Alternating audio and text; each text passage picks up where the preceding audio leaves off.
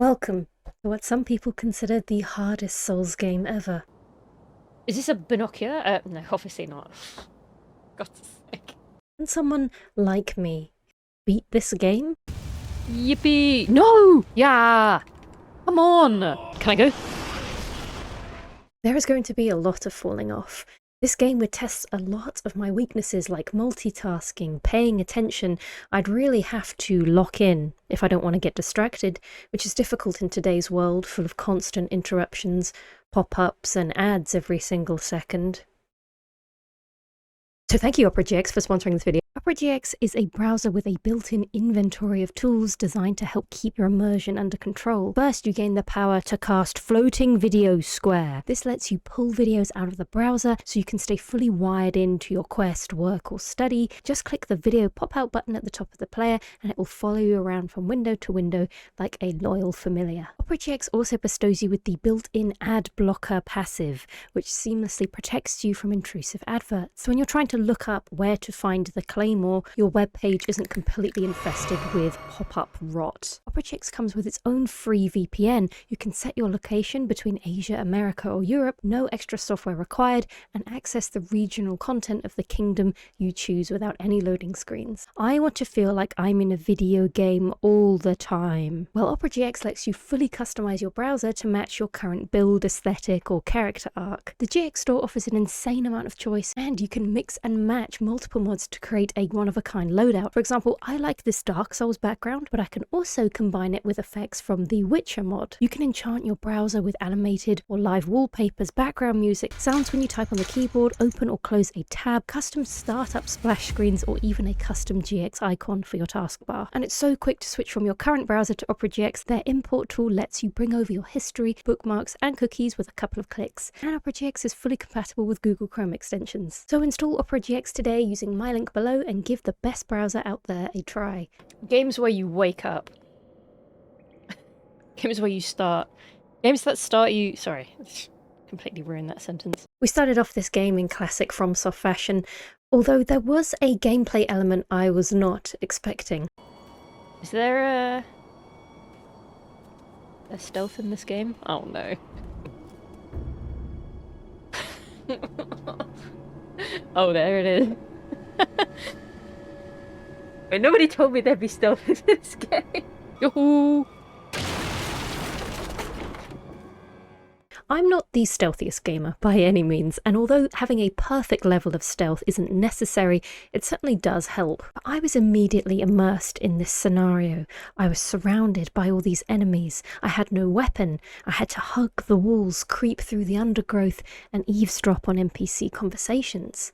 You are playing as Wolf, a shinobi, someone who specializes in infiltration and espionage rather than a brute force strength warrior. According to the shinobi code, one must obey their father's word above all, with their master being a close second. Wolf's master is a young lord called Kuro, and that's who you are trying to rescue from the tower. Do I jump? Where? Ooh. Shh, shh, shh. Go, go, go, go. Jump.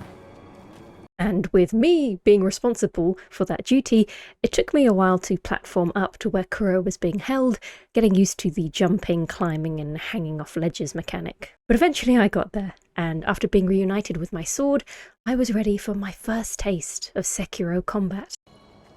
Oh god! Holy moly. I'm just going to say this now, I will not be able to do justice in describing how good this game's combat feels. You really need to be the one playing it to really appreciate the speed, the fluidity, the impact of your sword. It hooked me immediately. The moment an attack lands, deflect. Okay. Okay. Let's go. Let's go. Okay, that felt really good. Fighting minor enemies went well as I gradually learned that breaking posture allows you to perform a death blow, essentially a guaranteed kill. But I'll admit this information did not solidify itself until much later. As a very quick explanation for those not familiar with Sekiro, the orange bar is posture. There's no stamina in this game. Both you and your enemies have posture. If your orange bar fills to max, you get staggered.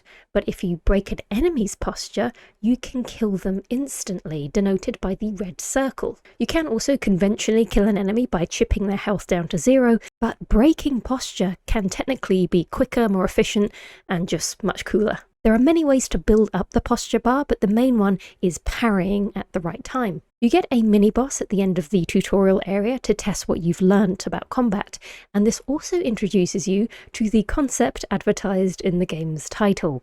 Some enemies need to die twice, indicated by the number of red dots next to their health bar. Eventually I managed to find our escape route out of here, but as I approached this moonlit field, seeing the soft rustle of wind through the white grass, I got chills as I saw a figure ahead. Genichiro殿. 私は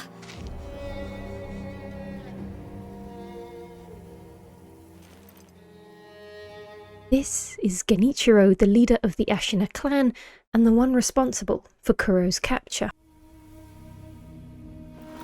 邪魔立てするか、巫女の忍びを。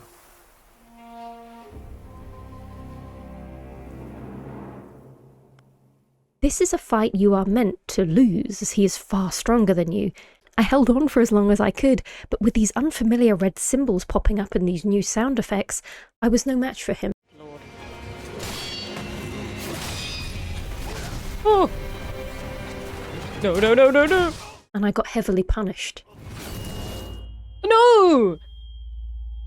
Luckily, your arm gets replaced by an NPC called the Sculptor, which is used for shinobi tricks, situational tools to use to your advantage. I got comfy in this dilapidated temple, which is actually your safe hub. It's quiet, minimal, and never too busy, and I also met Emma, your level up lady. Chalice, give Emma your seed. Ah, here, take my... I haven't actually said it yet, but this game is beautiful. And playing it feels so smooth. You feel light and fast, facilitated by the grapple feature. It did take me a while to get this input right. That's an understatement. And traversing around the world would only get more intense as the game progressed. A lot of things feel seamless in this game, and I wondered out loud many times whether I could do something only for the game to let me do so instinctively. I do a backstab?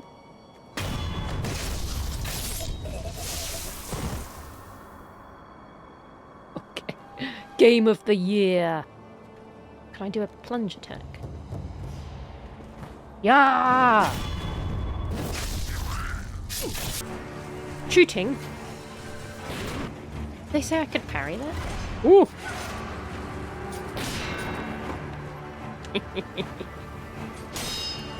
You can parry everything. I then faced my first obstacle, a mini-boss that taught me what those red symbols were I saw during the Genichiro fight. These are called Perilous attacks, special moves that can't be blocked in the usual way. You'll get a visual and audio cue whenever an enemy is about to execute one, and you need to react very quickly if you want to try and counter it. Okay. I don't know which that one is. However, there are 3 types of Perilous attacks: a thrust, a sweep, and a grab. You need to recognize what they're doing to respond most effectively.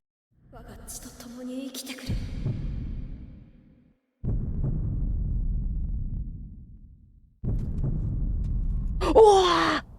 Yes, this was the game's resurrection feature. You build up charges that allow you to resurrect, because if the enemies get to die twice, then so do you. Now, the main reason I was struggling with this general is that I was playing scared, barely attacking, running away, and not utilizing the information I had just learnt. No! Oh! Yeah. Was I doing any of that right? Timing when to go on the offensive and when to be defensive is a delicate balance you need to learn in this game. Doing the wrong one at the wrong time can punish you heavily. After some warming up, I'd got the hang of dodging and just about serviceable enough jumping away from the sweep attacks. I then started to put on the pressure with my own attack. No attacks for you! No attacks for you! Although not ideal, I had the right idea. Relentless attacking was an effective way to build up posture and then just block when necessary. As I say, this gameplay is very fast. You can successfully attack and switch to blocking very quickly. I get it now. I get it now. As I explored more, I got to see different enemy designs and attack patterns, and I learned that I could also perform the attacks that I saw some enemies using, such as Hold R1 thrust. Oh! Thrust. But as I was messing around, I learnt that there were grave consequences to my shenanigans.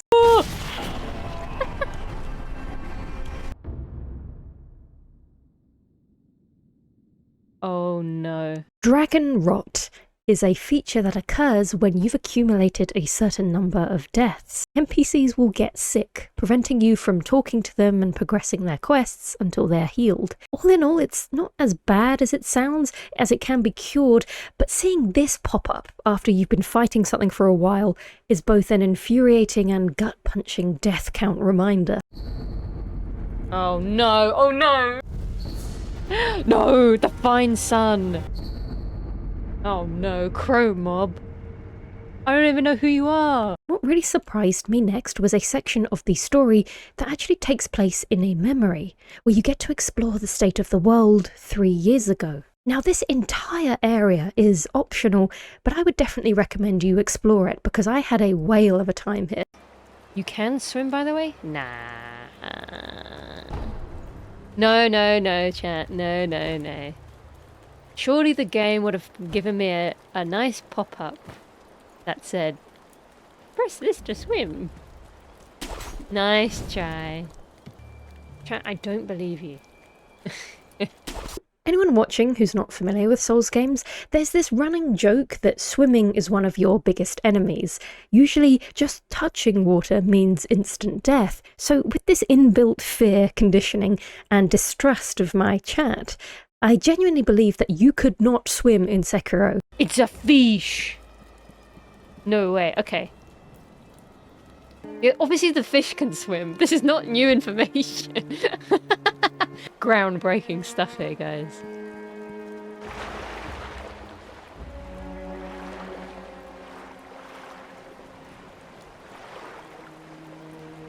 Now, I feel like I need to defend myself a little bit here, as this clip sparked some outrage among people who might not be familiar with me and my content. Man, I really wish I could find a smart and curious streamer. They're all just brain dead without clear instructions meant for toddler. Think for yourself. Just a tiny bit. Is she not familiar with Miyazaki's work? Yeah. He doesn't give you information. You have to drag it out. For reference, yes. There was a small section of water in the well at the very beginning of the game, but I chose not to risk going in. There was nothing apparent to incentivize me to do so. Chalice doesn't have the most hydrodynamic build? What's that supposed to mean? Built like a brick? What the... Secondly, for all those chastising me for wanting the game to hold my hand, I'm going to hold your hand now and show you this. This is just a few of the pop-ups that appear in the first hour of the game, telling you how to do basic and intermediate game inputs. That's all I'm asking for, and I'm not complaining. I actually found the tutorial messages well-paced and not at all hand-holdy. Besides, after the first 2 hours of the game, they generally die down and leave you to your own devices. Thirdly, may I direct you to the first 4 words in this video's title? Aren't you sprinting? I don't know what the sprint button is. There is no sprint. Hold dodge.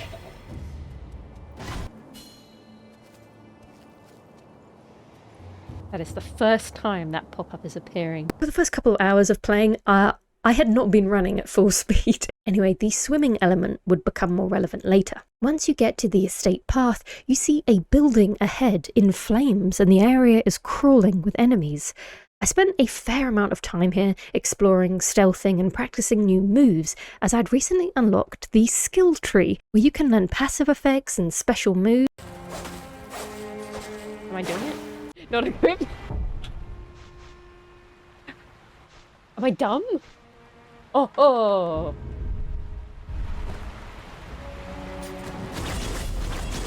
Wasn't expecting a skill tree at all, so this was a really nice surprise. I also really enjoyed just observing the enemies' programming in this game, whether they're talking, attacking, or just going about their day. Are they just merrily drinking? Sure, I'll leave him to his drinking. Don't do this, buddy. Oh, he's drunk. You really don't want to fight multiple at once, as they will very easily overpower you. And after a while, I realised that my progression was just a straight line forward, and remembered that there's no shame in just running past enemies. Oh, I don't know what to do. Run. I'm so fast. Especially if you use the grapple to go out of sight. Enemies will drop aggro after a while. This is truly the ninja way. Who are you? Until I ran into this guy. I had just unlocked the Mikiri counter skill. What this consists of is, if an enemy does a thrust attack, then you have the means to counter it at the right time with the relevant button input. But reading about it in theory didn't really click for me. I couldn't pull it off, especially as there were so many enemies around this mini-boss, making it hard for me to concentrate. But luckily in the hub, you have a glorified training dummy. Hanbei is a really cool guy who teaches you the fundamentals, advanced situations, and free sparring with a real partner. Ooh! His thrust lands Mikiri counter. What? So you can practice a mechanic as much as you need, and the game does a really good job at explaining how this works lore-wise. He is unable to die, basically an undead, and thanks to him, I finally understood how to do the Mikiri counter. Unfortunately, the issue with the goons persisted, but luckily there was a vantage point that let me jump and sneak around to take out each enemy before defeating the boss. Plant attack. It dawned on me that utilising the environment was part of being a shinobi. This is something that will come up repeatedly throughout the game. Oh! Wow, that takes out one bar. I also learned that if you are so lucky as to backstab a boss, this will instantly take out one of their health bars. I had all the pieces at my disposal. I just needed the patience. Oh! I think I'm getting there. Trying to rush through this bit often led to failure. You have a reasonable run back through enemies, a stealth portion, you've got shield wielders, archers, and a skewering mini-boss. I was dying a fair amount. That the game even did this. Throwing ass at me. Oh, look at that! The tooltip! That's amazing. Hey, did you know, you can go somewhere else if you're struggling. It's okay. Like I said at the beginning of the segment, this entire area is optional. You can do it when you want, or not even at all. But that just made me want to do it more. And that attempt, I finally beat the Shinobi Hunter. I think someone in my chat said that situations in this game are like a puzzle. You have to find the optimal route to navigate to an enemy and then solve the boss. And this area served as a really good warm-up for the next area. Meeting your father and being reminded of the Iron Code, you are led to an ablaze estate and encounter more and more enemies who breadcrumb you to the boss. As I was trying to map out the area, I actually met a friend who was much braver than I. He's my friend! Oh shoot!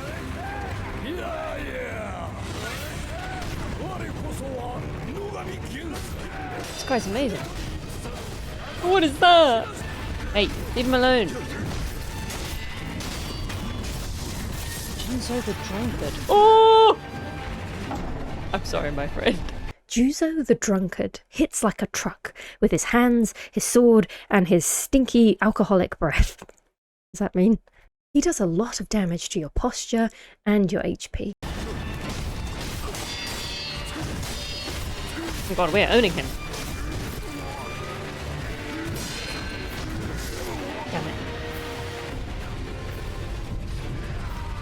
My friend's still alive, he outlived me. Despite having an ally, I still had to fight a mob of enemies while battling the boss. Had I learned nothing from the previous fight? So I eventually heeded chat's reminder to sneak around, taking out as many minions as I could before charging the boss.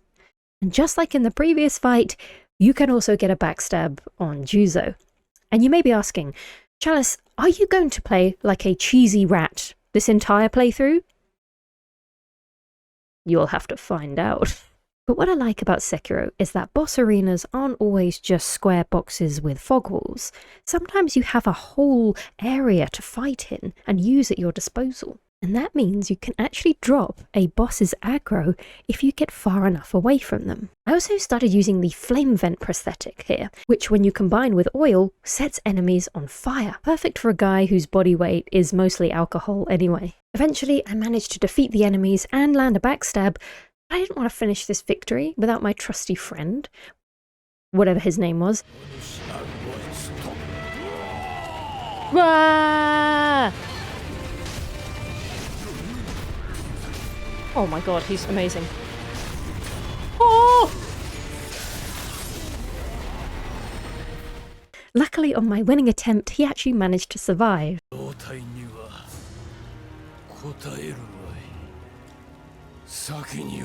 Finally entering the estate, I stepped into what was possibly one of the most beautiful boss rooms I've ever seen. A wooded beamed hall with a massive gilded Buddha at the far end, illuminated by the epicenter of fire. After instructing Kuro to safety, I faced an unlikely opponent.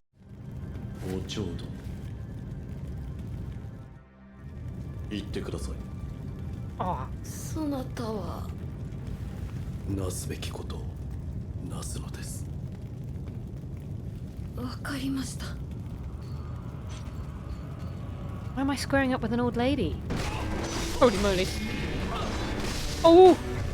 Okay, dodging fight. Okay, she's incredibly cool. She's remarkably nimble, swift, and agile. She spends nearly all of her time in the air, raining knives down upon you. And when on the ground, her legs both block and attack. I was finding it quite hard to progress her fight, as when she did get airtime, which was often, the posture I had spent tirelessly building up instantly depleted.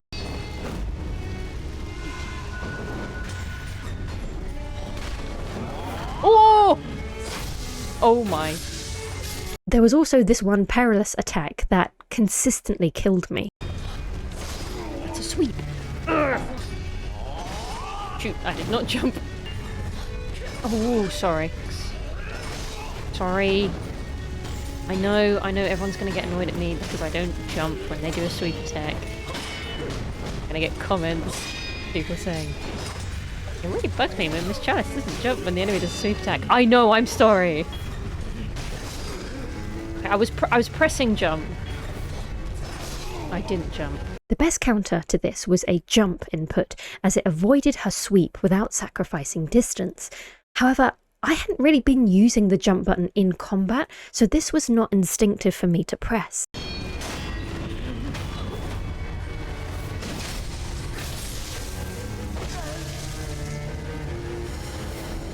Is it over?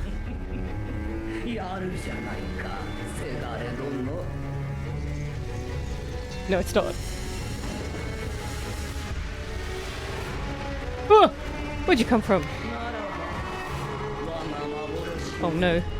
Genjutsu! The NPC before this fight warned me about the illusions and gave me an item to help.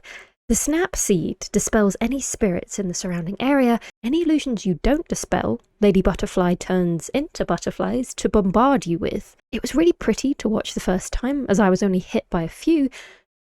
I realised something before I went into my next attempt. I saw. Wait, so the snap seed is one use only? Hey, Inosuke, give me more beans.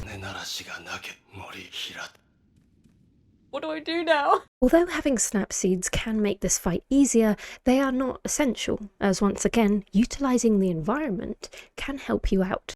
That's pretty cool. However, I have pillar. With varying success. Oh!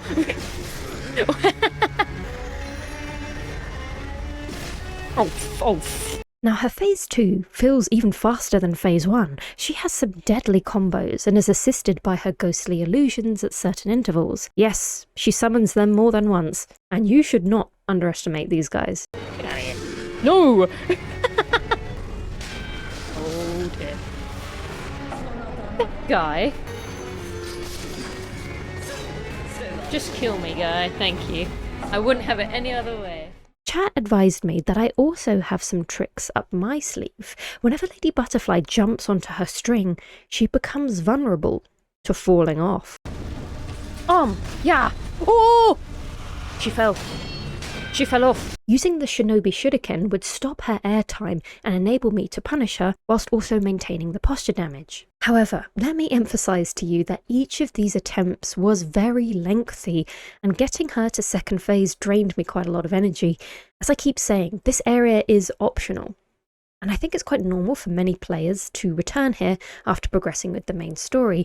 You see, there aren't traditional levels in Sekiro. You can't grind for souls like in other games. You can gain skill points by defeating enemies that unlock moves, but you can only upgrade your physical attributes by defeating bosses. They drop memories, which increase your attack power. You can also get prayer beads. You need 4 prayer beads to make a necklace that increase your HP and posture. You can collect beads from fighting bosses and mini-bosses. There are some you can find in chests throughout the world, but you will have to fight to get stronger. So at this point, I only had 1 necklace and 2 healing charges, so I was challenging myself a little bit, as 2 hits from Lady Butterfly basically killed me. However, I felt so close. As I pushed on, I learned something else about jumping. Not only can you jump to avoid a sweep attack, but if you jump and land on the enemy's head, it causes significant posture damage and gives you an opening. Oh, shit. Oh! Did I do something? Did I finally do it right? So you're telling me they put a mechanic in this game where an enemy is attacking you and you said, I'm just gonna jump on your head and you can't do anything about it. You're thrusting at someone and you just go, I'm just gonna stamp on your weapon. I would feel so stupid in a fight with someone if they just back springed off my forehead. Oh, that's a jump. Oh, that's a big old jump.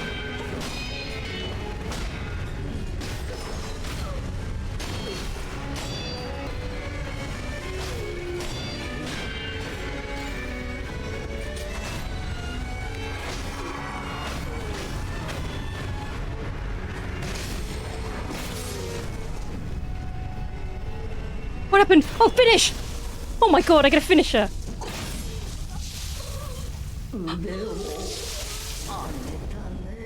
After about 3 hours, I finally defeated Lady Butterfly. I just couldn't believe it. This would give me a bit of an advantage going forward in the game. No, the Buddha.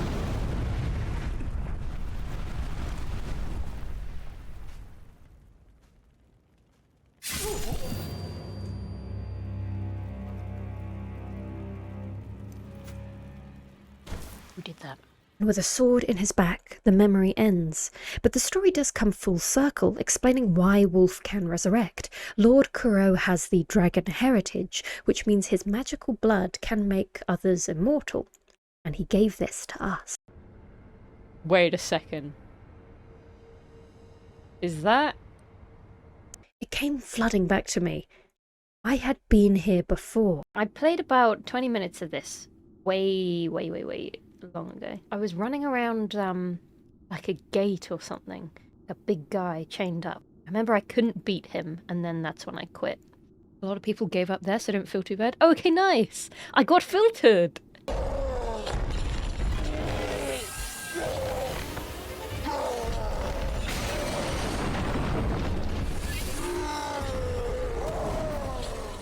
Now, having just done Lady Butterfly, Chained Ogre was laughably slow in comparison. I danced circles around him and almost got sweet revenge on my first try, but that grab is no joke. Oh! Oh! The green dot means you can grapple into an enemy? Oh, Oh! Oh, not that one. Okay, I guess maybe that one. Whoa! Whoa! Take that! That's after years of being filtered. I finally got my closure. I entered this courtyard and encountered a new enemy with a really annoying nature. Down. Ooh. Off this way. Who's that? Hey! Cut it out! Stop! No. Would you stop? The pan banger will alert all enemies in the vicinity if it detects you, so I had to get stealthy and decided to try some consumables I had gathered, specifically the ceramic shard, which you can throw to lure enemies to the sound. Where is it? Ceramic shard. Yes. Yeah. Over here. Yeah.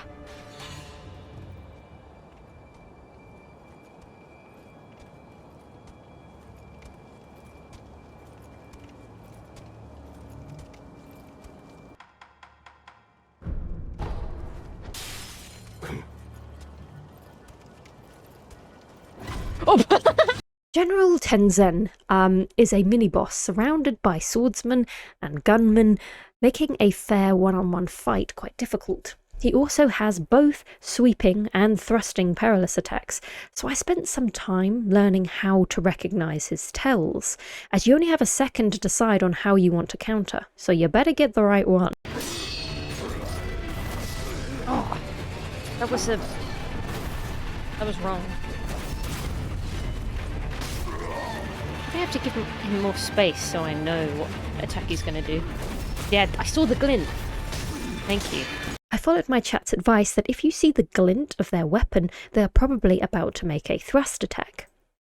Tenzen, along with some other mini-bosses, also do this move. After charging up, they actually regain a chunk of their posture, and you should really try to interrupt this, as it will rage bait you into oblivion, seeing them recover. Chalice, do you have any tips for not getting stressed or angry at bosses?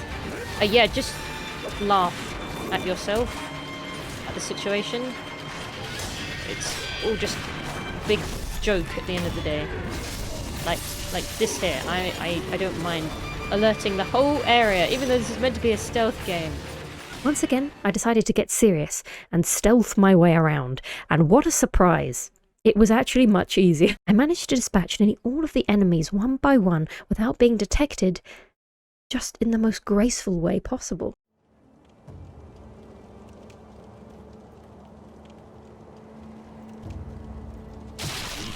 Shoot. Who put that there? Didn't notice, he didn't notice.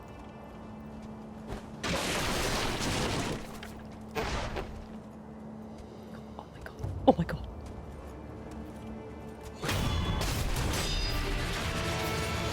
Stop it!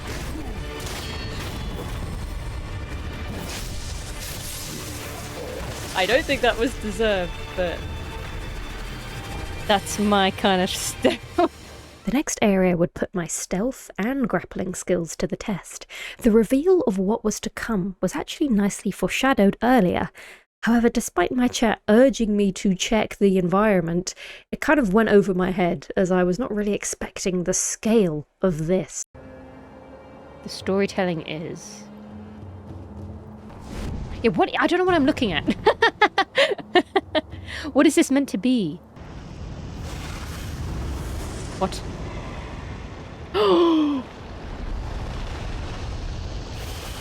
It's a snake. I'm not here. I'm not here. The Great Serpent is a magnificent sight to behold, and begins one of the most tense stealth segments in the whole game. You had to choose the right moment to run to each bit of cover without the snake noticing you, because you would stand no chance fighting this creature. Where do I go now? Okay.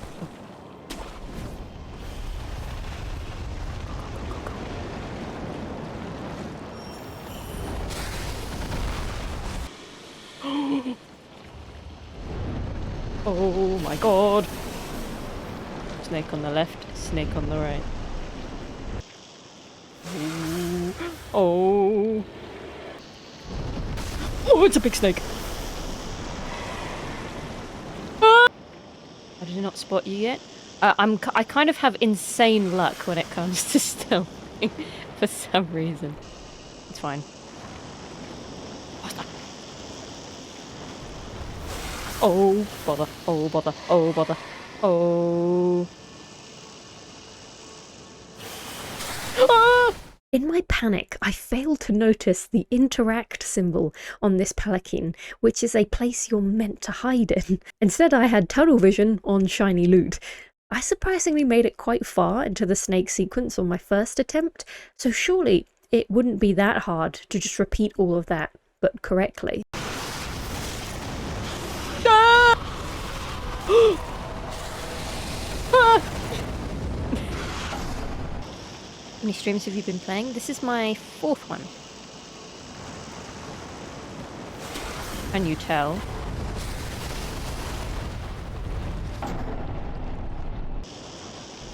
Oh, look over here. Oh, look over. Oh, I hate myself. When is the appropriate time to stop hugging? Oh, I don't know when to stop hugging. I don't know when to start hugging. Go. Go.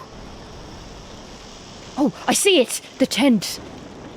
If you hide in the palanquin, you get a really cool moment where the snake gets close enough for you to strike it in the eye, giving you a chance to escape. But for some reason, this moment was so visceral that I completely forgot I was supposed to be running away.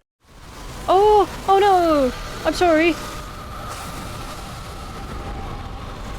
Oh, good lord.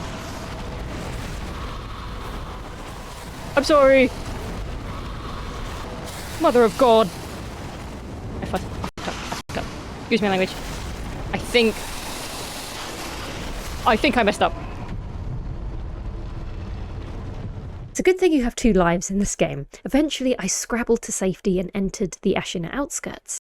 Better. Oh, wow. Oh my god. Hello? I gazed upon this vast, fiery battlefield strewn with bodies and horses. It was too quiet. Shoot the loot. Aha. Fistful of ash. Oh god. Wow.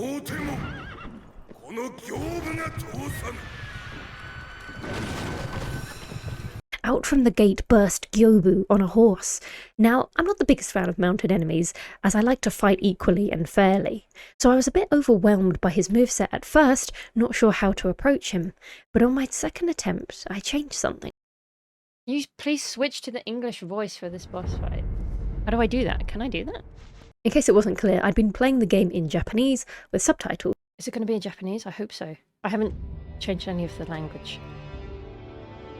Japanese.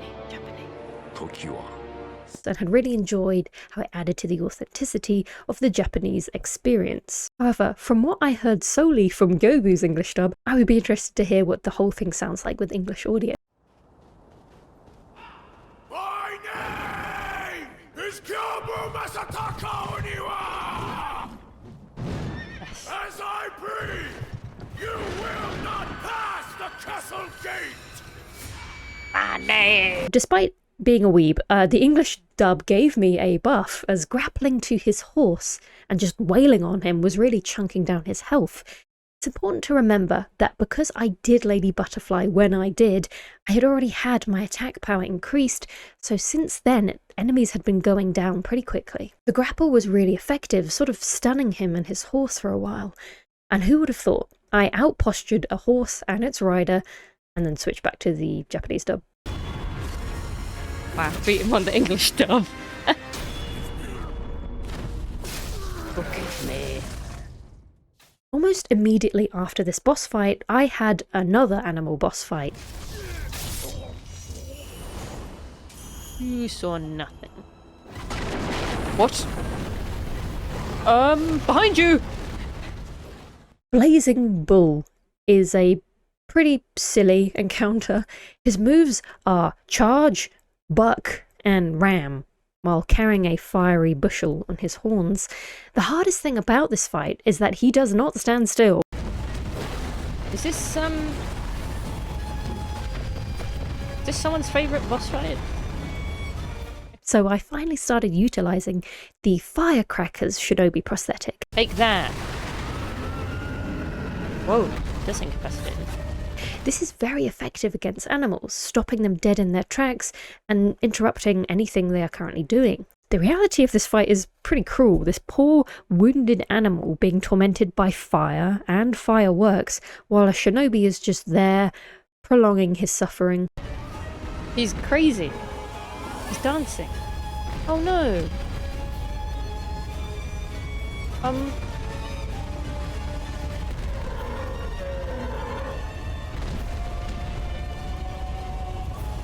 Oh, sorry. Wait, he's still alive. He won't die. Oh, I have to finish him. Finish him.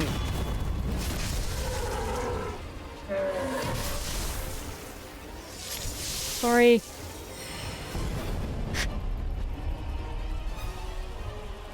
Sorry, I forgot I have to shinobi execute a bull on fire. Next up was...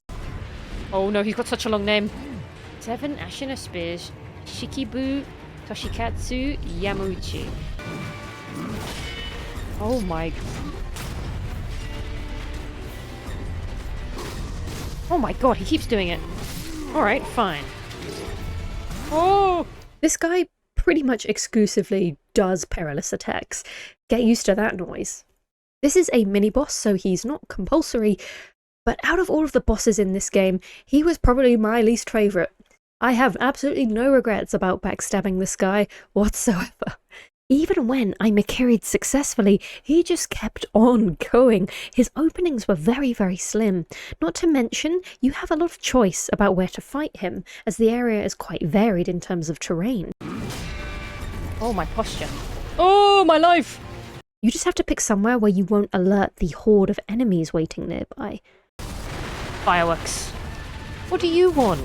So you can fight him on the stairs, where the elevation can really mess up predicting things, not to mention getting stuck on it. What, would you just...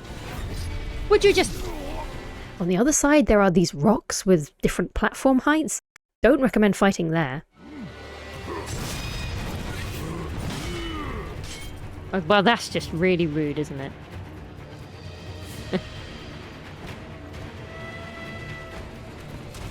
No, this is unfair. The other side has this clearing, which I predominantly preferred to stay in. All good there, apart from the tree. Now you will fall. I can't see the tree! I can't see the tree! Sorry. Tree, just... Why tree? Tree. Stupid tree. I started to get really, really salty fighting him. I think I hate this guy. Oh, my posture. Ah! So I decided not to worry about attacking for a couple of attempts, just practice blocking, countering, and getting more familiar with his moveset. And this was starting to go really well. This kind of boss is not the sort that you can chunk down their health, it's definitely a maxing out the posture bar. But my endurance and ability to pay attention for extended periods can be my weakness. Oh, he's still here. Oh, I thought he was going away. This mini-boss has the classic surrounded by enemies. Sometimes I would get really unlucky and have to wait to defeat the minion or wait for its aggro to drop, and these periods of time were dropping my rhythm. I don't want to talk about it. I don't want to talk about it. Get out of here, dude. So for some reason I started doing the wrong counters, my performance just got really sloppy, and the self-doubt was starting to grow. Oh, that's a jumpy. The spear looks the same. The spear is doing that. So I just think I can Mikiri everything. Mage and look. I need to stop. All I can think about is jumping now. I waited all that time just to jump. Oh no. Why no Mikiri counter? Mercy me. Oh, that's about right. All I know is jump. Oh, come on. God. I'm pissing myself off. Sorry, everyone. I don't think I could do this. I ended the stream with unfinished business. The next day, this mini-boss had affected me so much that I was ill. I decided to warm up by doing something else, exploring closer to Ashina Castle, fighting a different mini-boss who was kind of similar to General Tenzen, except he had all 3 Perilous attacks. I took him down without too much trouble and then moved to the roof. There I encountered a really funny enemy, the Nightjars. Characterized by their feathers, masks and sickles, they jump, spin and leap, and also they have the most unconventional tactics.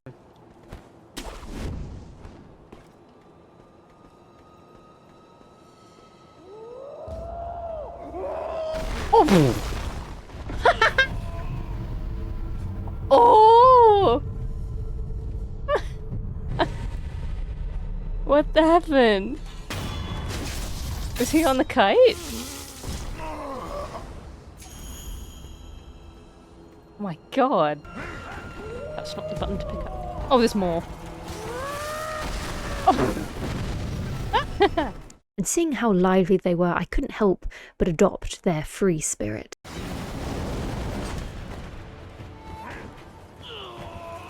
Are you actually doing this on purpose? No! Now in a good mood, I decided to return to Mr. Seven Spears, and after a shaky start, I managed to take him down after only a couple of attempts that day, doing massive posture damage to him.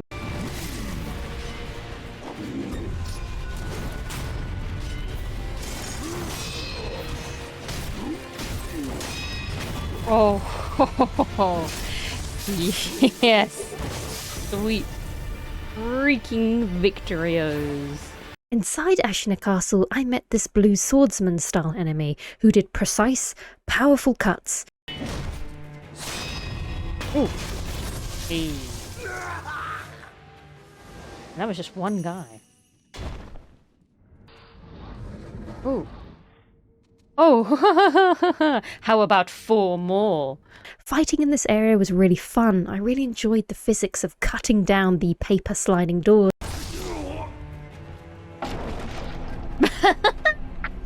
Running through the ceiling hatch and jumping down on the enemies below.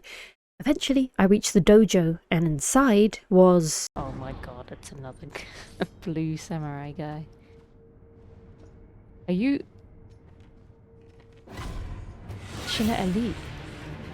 Jinsuke Saze. Flow like water. Oh my god, he does.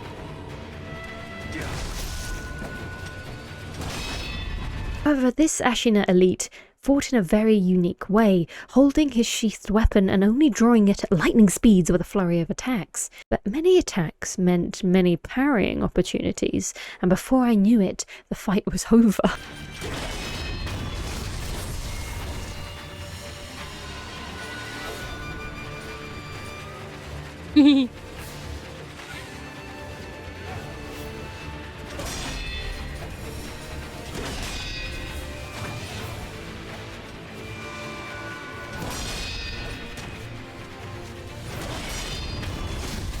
Oh. Damn. I really didn't expect to do this guy in one attempt. I had just upgraded my passives, so whenever I deflected, I did more damage and more posture damage, which definitely helped. As I started moving higher towards the roof, I started to get a bad feeling. Vanishing lightning. Don't you reduce the amount of damage received from lightning attacks? Uh-oh. Oh, and there's a lightning... Oh, there's going to be something lightning. Oh, there's going to be a big lightning. Avoid ground, reverse the lightning. Whoa. Whoa. What? But if one is struck while in the air, the lightning... Why am I in the air? After some time processing what this pop-up was referring to, I stumbled across a familiar face. What? Oh no. おじい様のご様子はどうだ。一心様は Emma? 命を保っておられるのが不思議なほどです。そうか。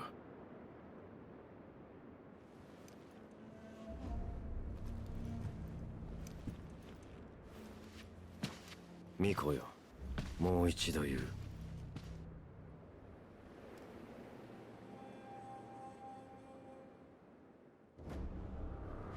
不死のちぎりを俺と結べ。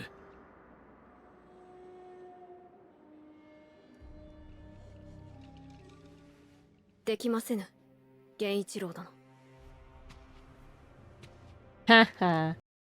Genichiro was back and was not taking no for an answer this time. He was seeking immortality from Kuro, the immortality he had given us. This cinematic gave me goosebumps. お迎えに参上いたしました。今しばらくお待ちくだされ。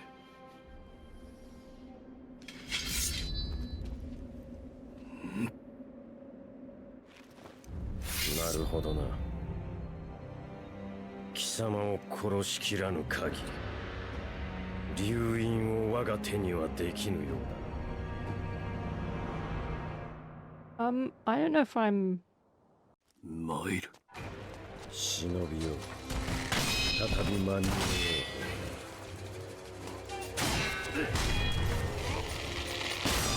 That's crazy.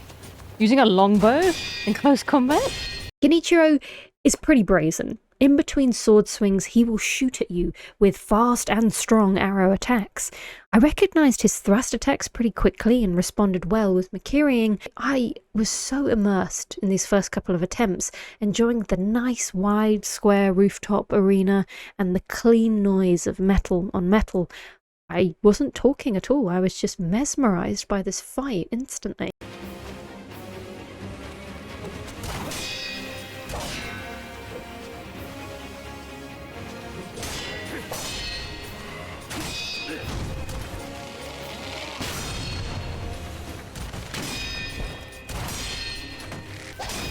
Holy moly.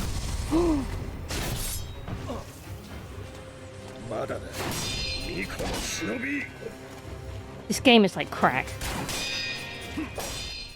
On my second attempt, I got Genichiro to his second life and started playing a bit more scared, apprehensive about whether he would shake things up and throw some new moves at me. But things were looking quite promising. I had him backed into a corner and I started to get overconfident. In my greed, I didn't notice the change in his attack pattern. Instead of thrusting, Genichiro had started to sweep instead. He was still thrusting though, but he was mixing it up. So I gradually built up his posture bar until this.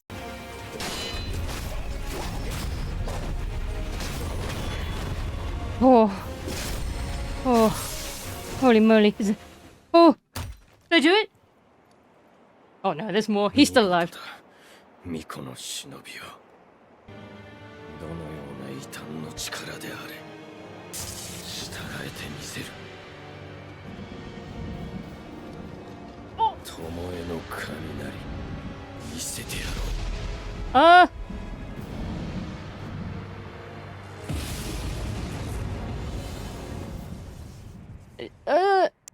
He had a third phase, what those hints earlier were warning me about.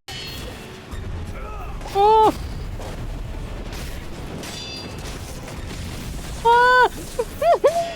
However, when the lightning move started, I instinctively dodged out of the way, and I kept dodging instead of doing what the handy note had just told me to do. I was in shock about how smoothly this fight had gone, getting him to the third phase on my second attempt, that I completely forgot about the lightning reversal move.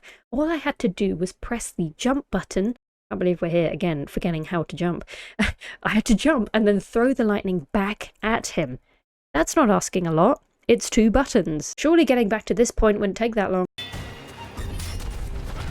Oh, that was a grab. My bad. That's the grab.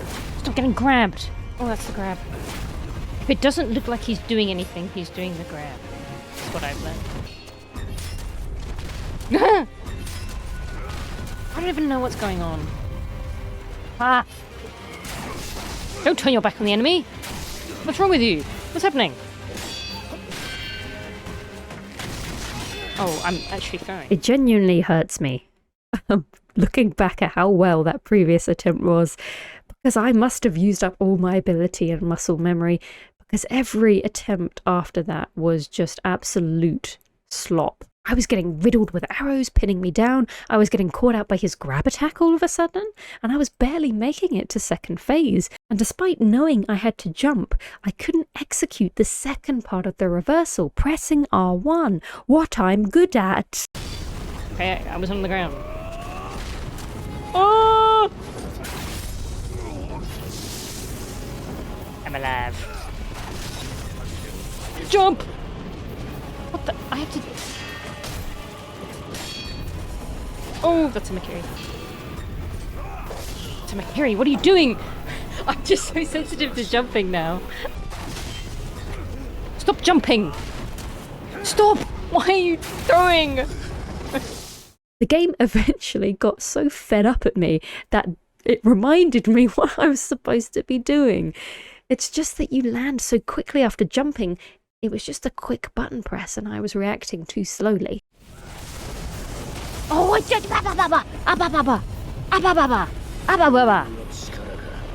my brain lagged. I felt it. I'm gonna be alive for 3 seconds. 3 seconds. That's all I need. Shut up. Alright, I'm done for today. In my next session, I was feeling much better. And after one warm-up attempt, I was ready. I was jumping on Genichiro like a Goomba, getting to phase 3 pretty fast. Okay.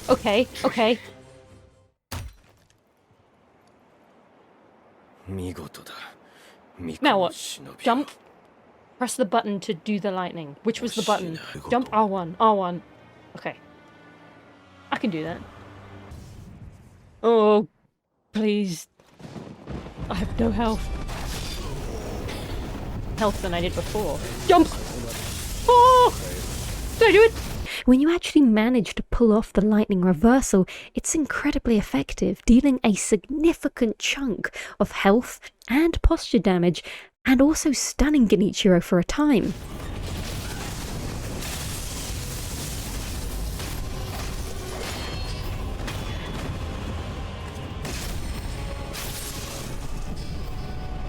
Finish!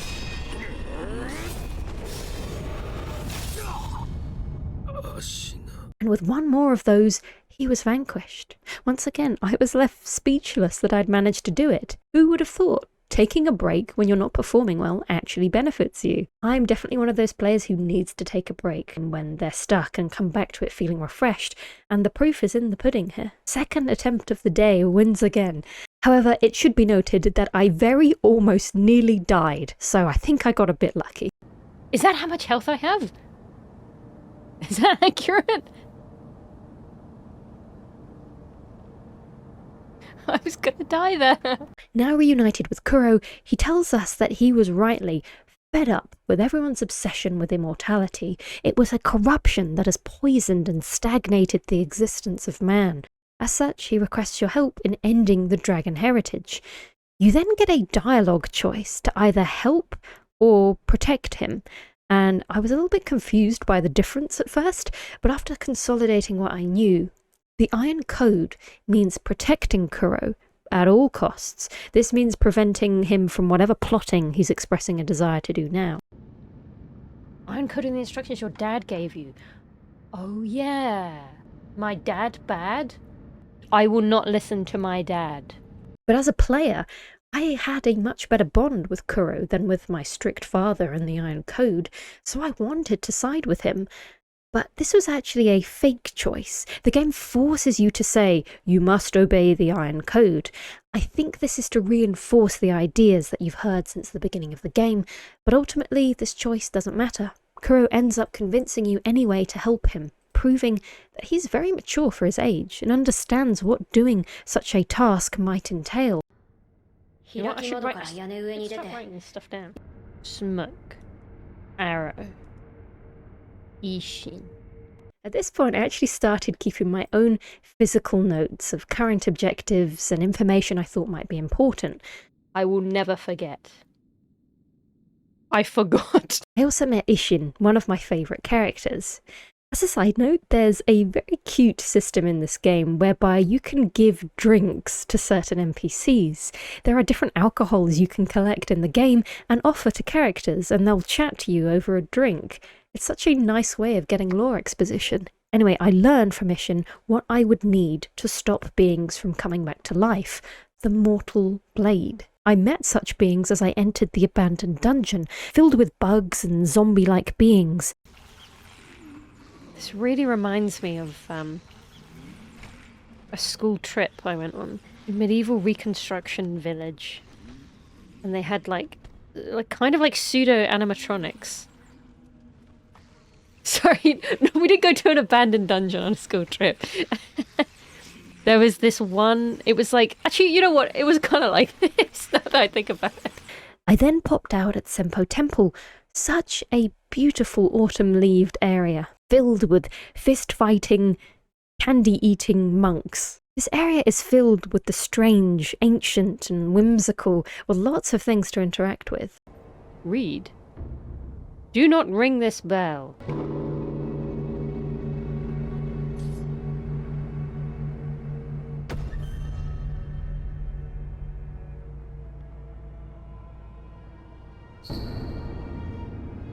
One that really stood out like a sore thumb was this heavily armoured knight, not in keeping with the game's setting. Attacking this guy felt wrong, the blunt clang of my sword hitting his plates, and boy did he use that big sword.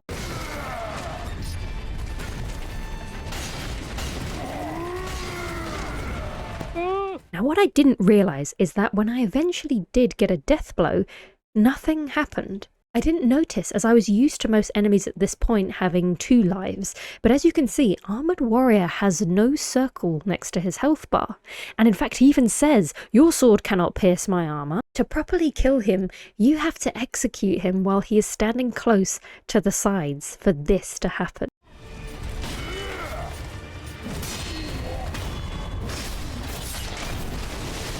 No!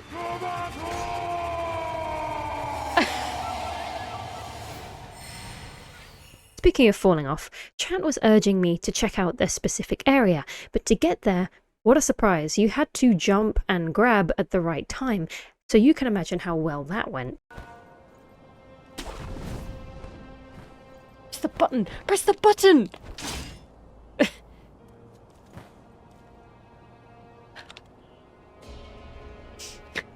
Are you kidding me?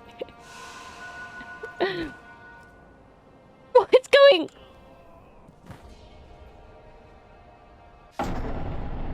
I finally managed to get to this secret tunnel, and what greeted me was a very sinister tune. I'm scared.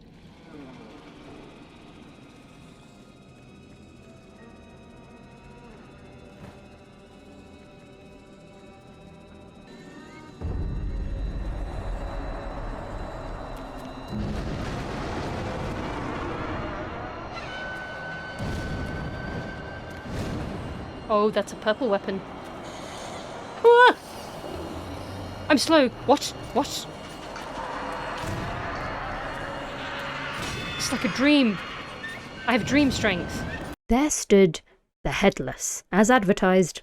No head, and the purple glow from its sword immediately alarmed me. I had read the description of a matching purple antidote earlier, warning me that there was a terror status effect, and also with some sage advice attached. Adhering to a simple rule. Seize with fear, cover your rear. Ooh. Oh!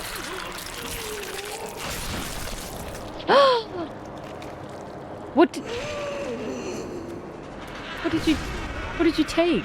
The Headless will occasionally teleport, so you have to make sure to watch out behind you, but you can't run away easily. Within their aura, you can't run or dodge, and to make matters worse, I realised I wasn't doing any damage to them at all. Later, chat told me if I used the Divine Confetti consumable, it would allow me to damage apparition-type enemies, and that it does. However, when I actually tried to fight this thing, I realised this wouldn't be so easy. When the terror status effect reaches max, you instantly die. Try use this? I can't even dodge. Oh god. Use it, use it, use it. Okay. Never mind. Ooh. Heal. What's wrong with you, man? Regardless of your HP, it's one of those things. So unless you are perfectly parrying its attacks, you are getting terror inflicted on you.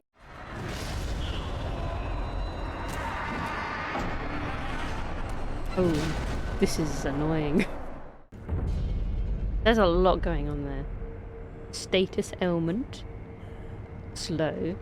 Unable to dodge. Teleporting boss. Grabbing boss. Boss you can't damage unless you use an item.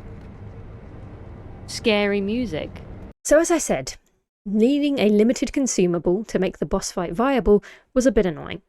So until I collected more divine confetti, the Headless would have to wait. So I continued through the temple's main hall and immediately got teleported somewhere else.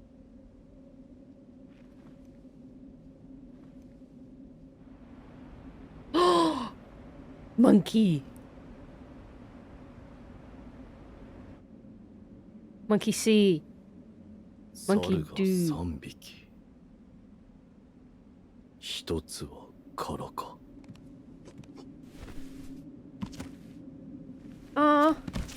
What?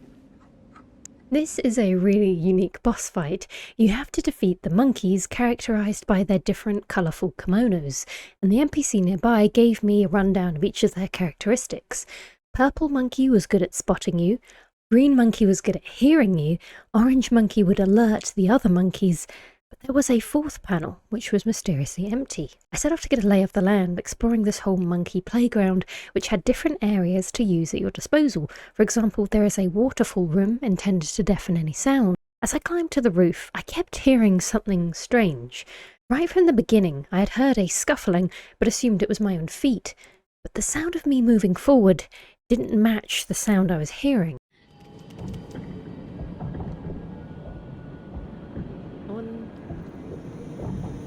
Following me?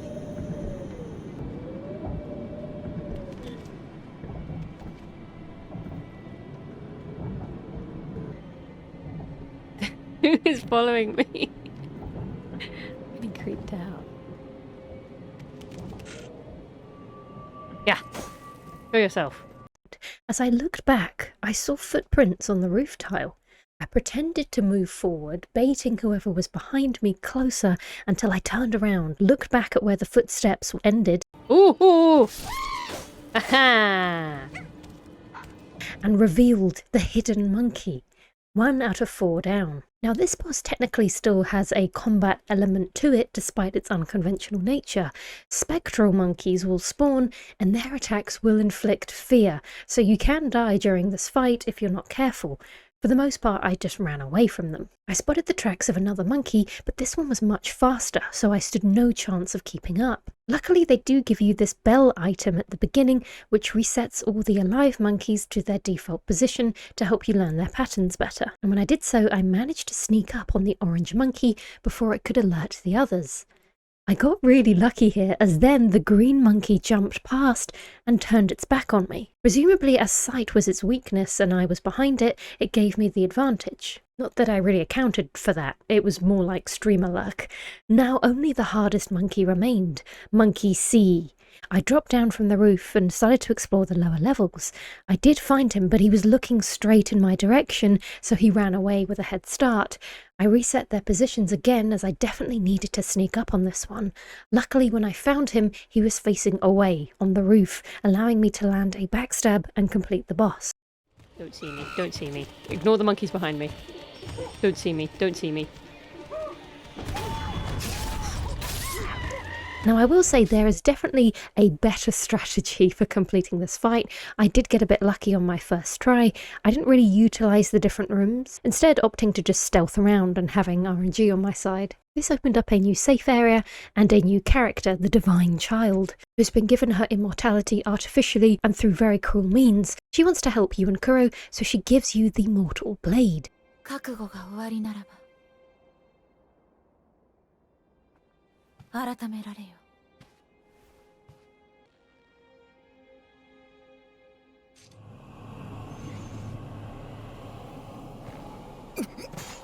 Oh, I'm dead.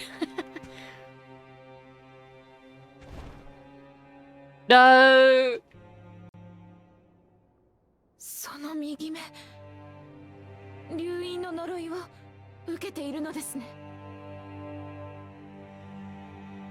不思議り。確かに。もらい受けた。 Now we can perform finishes on infested, zombies and anyone who is considered immortal and cease their stagnated immortality. After some mini-bosses, I entered a very aptly titled area, Gun Fort. I wonder what... Oh, hello? Good lord. Okay. Okay. Then where? Then where? This way. As I tried to find some cover, I ran into Snake Eyes Shirafuji.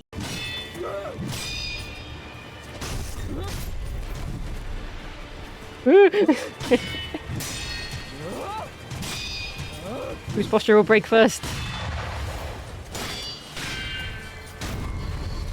Mine. This was a really fun fight. I really liked her grab attack where she point blank blows you up. While this wasn't a mechanically difficult fight, it did require a lot of patience. I was worried that if I strayed too far to the edges of the platform, those ranged shooters would get me.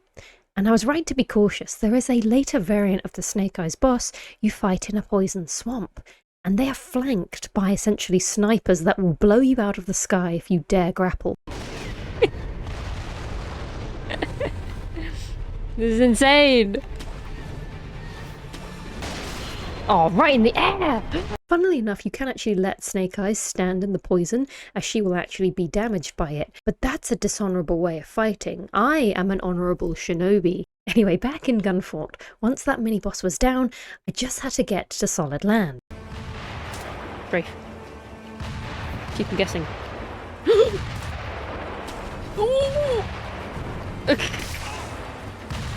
Good one, game.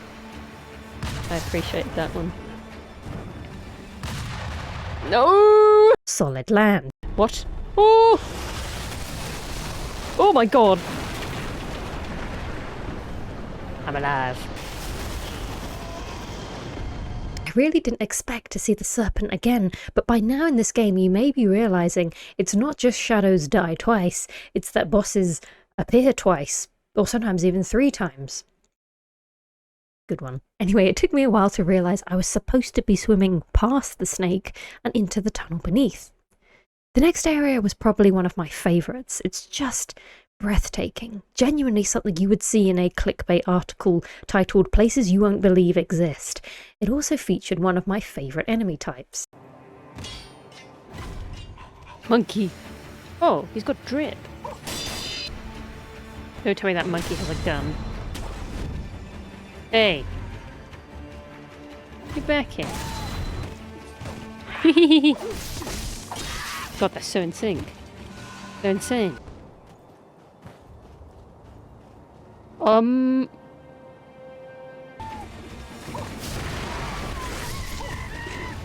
There's so many! My game is lagging from how many there are as well. That's crazy. That's a big monkey. Sneak up. Nope. Ooh. He's pretty terrifying.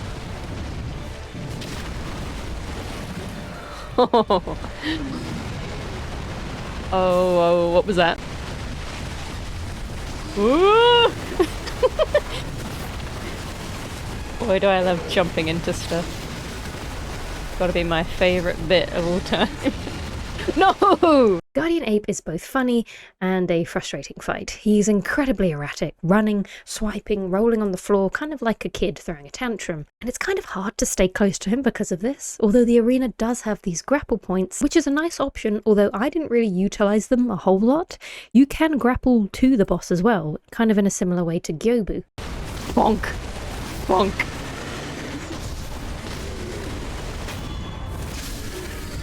Oh, in the eye! Go! Oh! After some fooling around and a pretty satisfying chop to the head, That was it. Or was it? This is the one thing I was spoiled on some time ago. I do know the funny thing that happens with the ape. So I just want to say that before I get in, because I don't want to pretend or like fake any reactions. Please fake it, please. Ah! Ah! Yes, the ape does come back to life, despite his bar stating he only has one life. It's a pretty iconic fake out, and even though I knew it was coming, it didn't take away from my enjoyment. His second phase is chaotic, but in a much more different way. Carrying his head in one hand, and in his other wields the sword you use to finish him off, he moves much more gracefully in the second phase, but what really spoils it is this one move.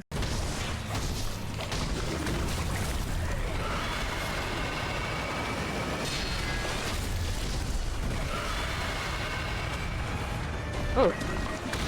Weird. Oh! Stop screaming! The scream is my least favourite part of his kit. It does damage, it does terror build up, and also interrupts any good attacking you're doing as it forces you to run far enough away to get out of the radius. I'm kind of worried we're gonna activate. No! So you gotta manage the terror ailment a little bit, and after a while I realised that getting directly behind the ape was actually something of a blind spot. So if you got lucky with your positioning, you didn't have to sacrifice as much time and distance. The rest of his attacks took me a bit to attune to, as his sword swings have a strange rhythm, almost like he can't see what he's doing. I really like this one charged up heavy attack he does, and it feels really satisfying to parry it, with the camera pulling in close as you stabilise yourself from the hit. I had some very close attempts, but I mean, this is getting repetitive now. I was still having issues jumping into grab moves. Stop! I can't tell the difference. I've spent so long. You know what? It doesn't matter.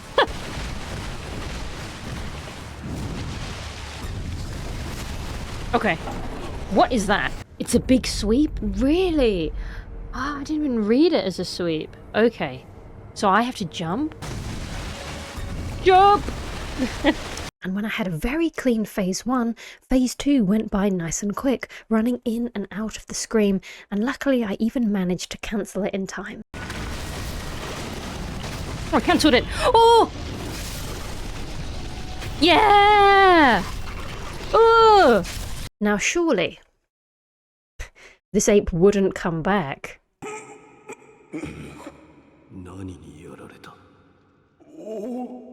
ザル首が I wasn't really sure what to think, apprehensive that this was just a repeat boss, but I wanted to give the game more credit than just a copy and paste. Anyway, his moveset was nearly, if not completely identical to his previous phase 2, apart from when I took a life from him. He started to retreat and let out a cry, but not the terror version I was expecting. He was calling for backup. Hello? Oh! Oh, what? Oh! 2 monkeys! Oh, 2 monkeys. Oh, 2 monkeys. Now, it wasn't a big place to fight, but I tried to run and separate them so I could focus on taking out the smaller one first. This was easier said than done, with the main guardian ape just causing chaos in between us. Yes! Yes! Oh. And I almost walked away, but his body was still convulsing. This was the prompt to use the mortal blade to stop the ape from reviving for good. Upon entering the hidden forest, there are both ghosts and fog here. And chickens? Oh! And through the mist I saw the shape, the headless shape of something I really, really didn't want to see again. Yes, the headless appear repeatedly throughout this game. Oh, are you kidding me? Are you gonna do this to me today? Is that another one?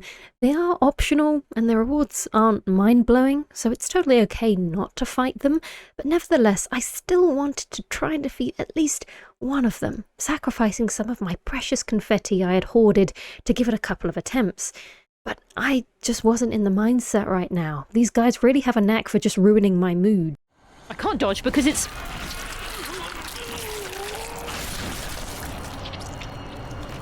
so good. Quite so good. I enjoy it.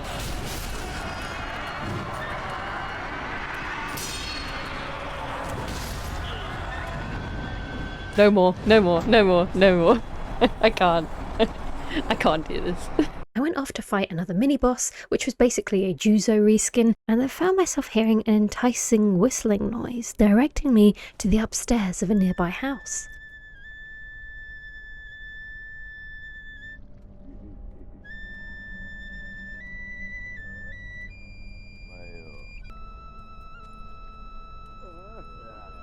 What is that? What is that? That... Sorry!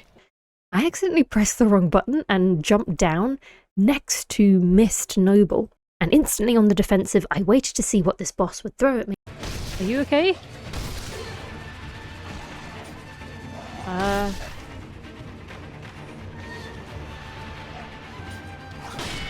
What's happening?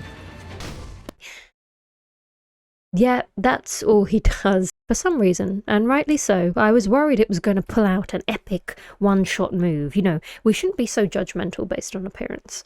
So I just kept waiting and waiting, but nothing really happened. But hey, the mist cleared. Wow. Speaking of music, I was following some clues about a woman with a stringed instrument. I wasn't sure if this was going to be a friend or a foe, so I decided to keep my distance, just to be sure. Yoo-hoo! Beautiful lady. Okay.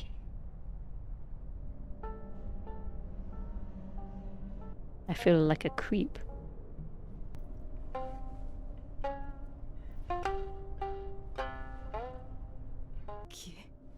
どうしてみんな隠すのですか? Oh shoot!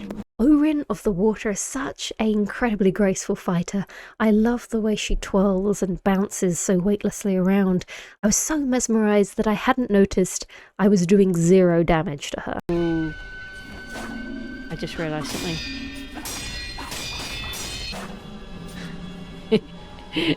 She count as a... Yes, Orin counts as an apparition type enemy, like the Headless, so your normal physical blade doesn't really do any damage to her. Unless you use confetti, the only other way you're able to kill her is by building up their posture high enough to do a death blow. Which option do you think I chose? I should jump on her bucket. Pardon me, milady. Let me jump on the basket. Yee! It took a bit of patience, but I managed to gradually break her stance by jumping on her head until I took her down, and I enjoyed this fight so much that I commemorated her with a little drawing. The post-it note doodles actually started with this NPC, Black Hat Badger. Make a doodle of his face? What do you think? Is it okay? Not bad. Badger sold me the umbrella, which is easily my top 3 prosthetic tools. I loved this thing. It felt fitting to thank him in this way and continue the trend throughout the game, commemorating other characters and bosses. Anyway, the next boss also followed the theme of spooky ghost-like enemies. Anyone? Okay. Whoa! Oh my god. Whoa, whoa, whoa, whoa, whoa, whoa! Whoa! Corrupted Monk has a lot of reach with her naginata sweeping and spinning. Her attacks are floaty but powerful, and as I learned the appropriate counters, Mikiri and jumping, all I had to do was get them the right way around. Oh, that was a thrust! Okay. The boss has got mechanics. Jump! Jump! Just start saying it out loud. Jump! Jump! What's wrong with my brain? That's a... Okay, yeah. 1, 2, 3, 4. That's a Mikiri. Okay.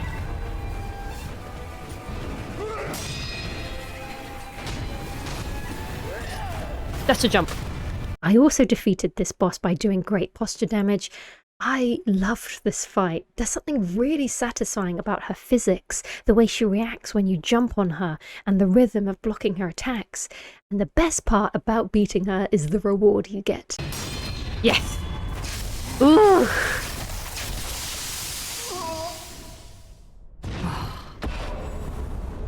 Whew. Ooh, I learned how to breathe. Underwater? This means you can now dive down into all water sections past, present and future, which lets you access previously inaccessible loot areas and mini-bosses.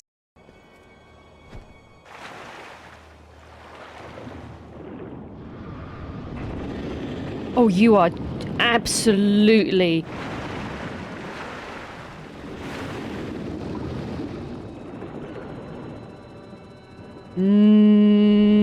They didn't do what I think they did they? Now, I did judge this one prematurely. Usually, navigating water in games can be cumbersome, so the idea of fighting while swimming seemed like a very unfun idea. But actually, once I gave it a chance, fighting the Headless while they're underwater is actually easier. You don't need to use confetti, your default attacks do normal damage, and you're not slowed down by their aura. The only thing you have to manage is the terror, but as I swam in and out, I finally defeated my first Headless. Die! Underwater execution. Whoa. Finally. Yeah, it was doable, but yeah, I still didn't like it. Anyway, the main story of the game took quite a turn when I next tried to fast travel to the hub. What?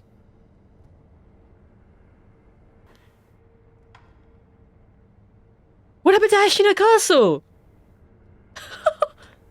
So I had to walk my way back to the castle on foot, and I saw that this place was under attack, and as I fought my way through the chaos, Kuro was in danger yet again. At the lookout where we last fought Genichiro, our father now stands.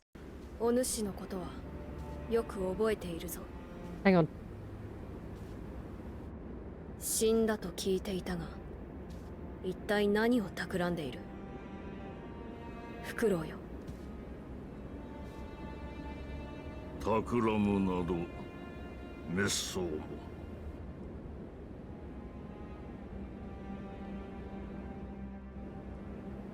さあ、我と共に参りましょうぞ。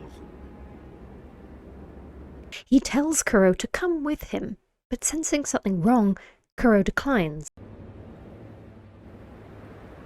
お主も流因に見入られたか。話すことはない。去るがよい。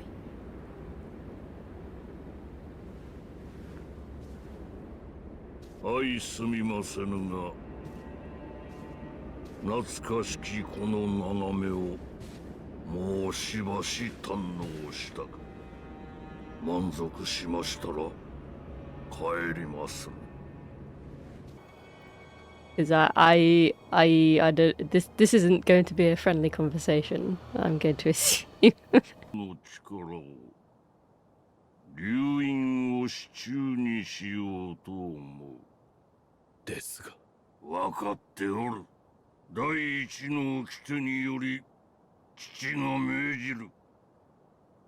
Now here comes the biggest decision of the entire game. Two options with branching outcomes that you cannot go back on. Either side with your father or side with Kuro. This okay. You know what? Just based on his attitude, this is the easiest decision. I'm gonna break the iron code. I'm pretty certain. You couldn't even ask me nicely, Dad. I'm gonna say loyal to Kuro. I like Kuro. I think he's a good kid. And he's nice to me. And my dad is not, so I bring him rice and he said he's gonna make me a sweet treat. Are you insane? My dad didn't do that for me. Despite the trivial reasons I mentioned here, I had been sensing a bad feeling about my father's intention. Since the game's opening cutscene, you are told it's your father first and then your master. Remember the Iron Code. You must obey the code. Your father's word is absolute. Yes, Al rescued me from the rebellion as a child and presumably raised and trained me for nearly 2 decades, and yes, I am very grateful. But as a player, I was not truly privy to that experience. I did, however, interact with this poor innocent boy who was wise beyond his years and also saved my life. All he wants is your help because he's just a child, yet he's honourable enough to try and end the greed and violence of men fighting over immortality. In contrast, your father's reasons were never really your concern. It's just his word goes. So give Daddy his magic sippy sippy dragon juice, please. And as I made my choice, dear father just had to twist the knife deeper into my guilty gut. Oh god. せがれよ。なぜこの父の思いがわからぬのだ。 Oh, don't. 忍びの掟を忘れたか。掟は己で定める。そう決めました。我が主のように。 He's crying. This is horrible.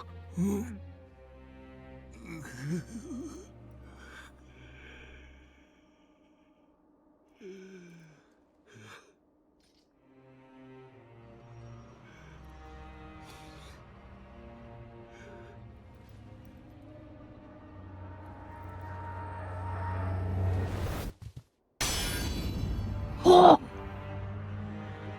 少しは成長しておるようだな。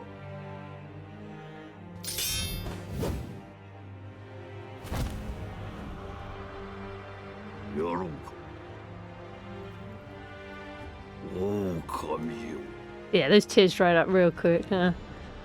Great Shinobi Owl is a master of trickery. One of his tactics is to throw this at you. Dad, I can't heal. Dad? Yes, if you get hit by this cloud, you will be unable to heal for a significant period of time, which incentivizes you to run around until it runs out. This wasn't too much of a problem to dodge, as it was quite a slow projectile. However, Owl also throws shuriken and constantly disengages. He is much faster than he looks. Ooh, that noise. That was cool. The shuriken hitting the dummy. He's crazy. I'd also been doing thrusting attacks at Owl as part of normal combat, and these were hitting like I would have expected, until they didn't. Oh, what the?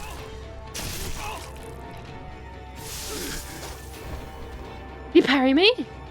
Owl knows how to Mikiri. If you thrust, he will counter it. So thrusting was no longer an option, and once I adapted to that, I managed to push him to phase 2 to see what he would do next. This man will stop at nothing to achieve his goal, even if that means crocodile tears, begging, and emotional manipulation. He is a great shinobi after all.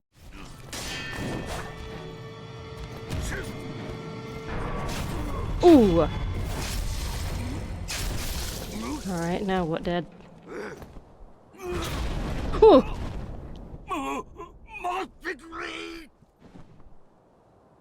Oh, don't do this.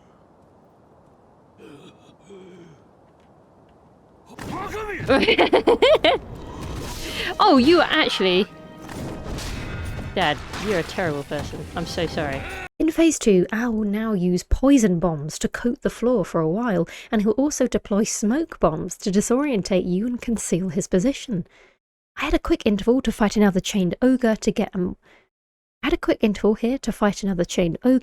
one more bead and upgrade my health. Then I returned back to Dad. It's a very disruptive fight. There was little room for error at such high speeds.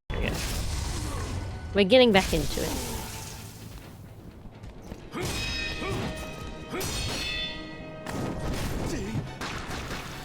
Wait, he didn't do the... Oh, I guess he didn't do the trick every time. It would be much of a trick if he's like, no, please. Haha, tricked you. Why do you keep falling for this? I was starting to get a bit frustrated, especially as his posture recovered very quickly and he would often create distance between us, aided by the poison goop.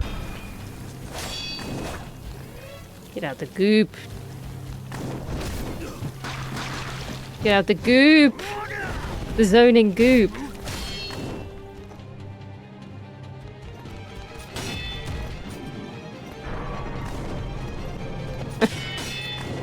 This is silly.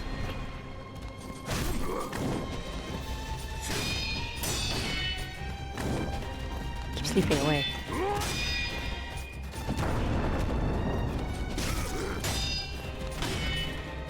I know you're there.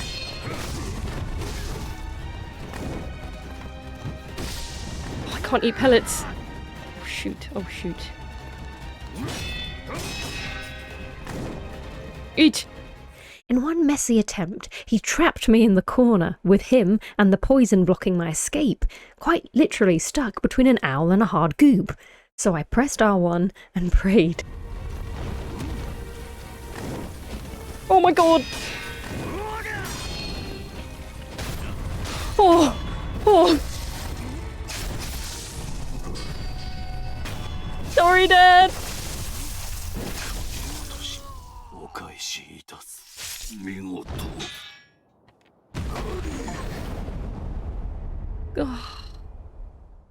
Now, this would not be the last time I would see my father. Don't worry, it's not like the situation with the ape. I really haven't had time to go over character quests in this video, but my chat had been guiding me throughout to interact, eavesdrop, and collect items to unlock a choice of endings as I went.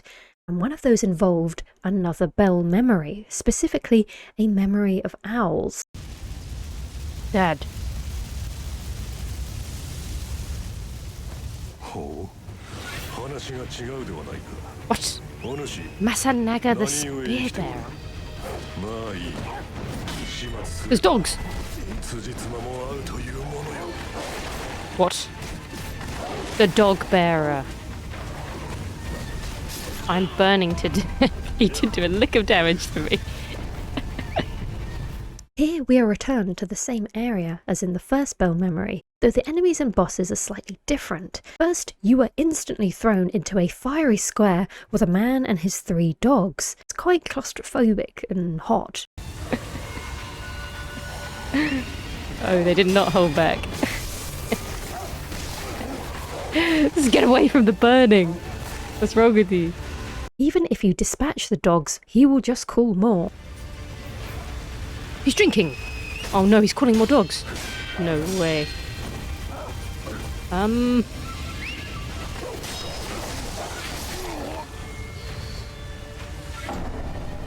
Stop whistling! This infuriated me.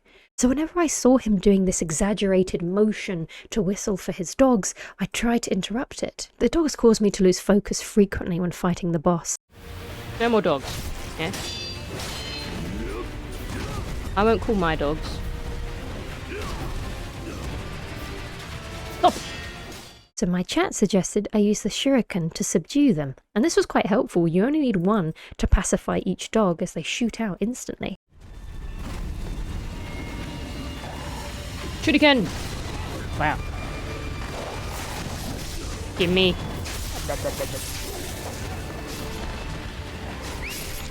Stop walking! Stop it! We don't need to walk. I was a little bit irritable this day on account of being under the weather, having to deal with the fire element, my notoriously most mismanaged one. I'm stuck! He's driving me to the corner!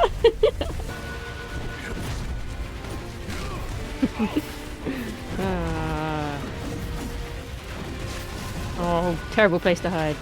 Oh, this fight is horrible.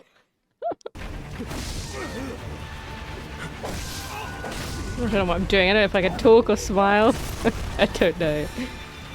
Sure as hell can't play the game. Oh, God. And my least favourite posture recovery move. No, no, no, no, no, no, no, no, no. That's, now you've actually enraged me. Now you've actually all the way. You really pissed me off now. Again? Eventually, with pure stubborn determination, we could finally progress. Who will I find over there? Oh god, it is him. Juzou was indeed back, but this time he had help, kind of like I did before. But now I was alone. But I could just make friends with my puppet ability. I selected a goon to aid me. However, he was far from helpful compared to Juzou's friend. This enemy type is very difficult to fight against. I'd already fought variants of this type before, and they were all hard battles, let alone in a fight where they were not the main boss. Chalice, can we get more fake rage, please? Okay. Man, I'm so mad right now. I'm also American when I'm angry. This guy is such a bunch of biscuits.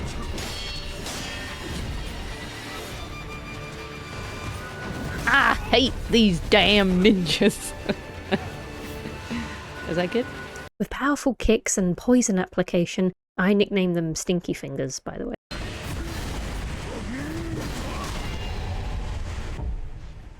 What am I doing wrong? What am I doing wrong? If I could just get Juzou in a 1v1, I would be happy. That was easier said than done.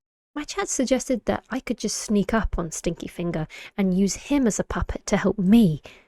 Trying to use some stealth consumables, I gave it a few attempts, but I just couldn't pull it off. We'd need to harness some true Chalice-style luck. Yep, in the tree. Look, I'm stuck on this tiny twig. Look at this. I'm doomed to be forever blocked by saplings. As I was trying to drop aggro from Juzou and reset the fight, something very unprecedented happened. The Stinky Finger got stuck on the same terrain I had been walking into during previous attempts. So while I intended to lure Stinky Finger away and take him out first, I'd actually done the opposite. Oh, this is good. Juzou's actually not aggroed. Okay. Ooh, who's stuck behind the tree now? Juzou was now unguarded, away from the other enemies. I'd got my wish. So with no time to spare, just in case the other guy got unstuck, I fought Juzou as fast as I could. Oh! Oh! Oh! See there? Oh. Well. Oh, okay. He wasn't really stuck. He felt sorry for me. As I approached the doors to where Lady Butterfly had been previously, I took a moment to consolidate my understanding so far, and guess who would be waiting for me there. This is the past. Wait, I'm seeing a memory. So do my actions in the memory actually happen? Why did the first memory end, is the hint you need. The first memory ended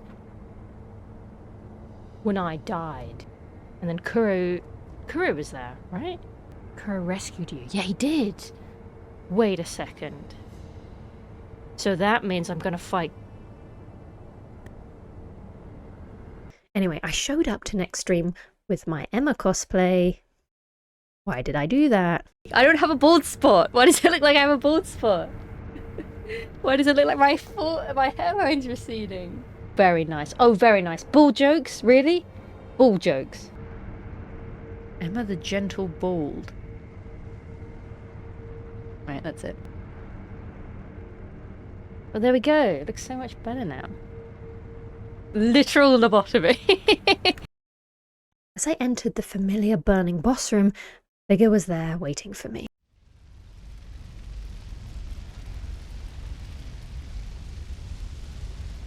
I recognise that hair anywhere. Wait. Oh, let's have a nice civilised chat. From a distance. Yes, it was your father who stabbed you in the back before, and now you get to fight him again, but more in his prime. His moves are kind of the same, still just as quick, maybe even faster. Still throwing shurikens, but he also has another similar shinobi tool, the firecrackers. These not only do so much damage if you are caught in the center, but they're also intended to disorientate you as they're part of a deadly combo. That's disrespectful.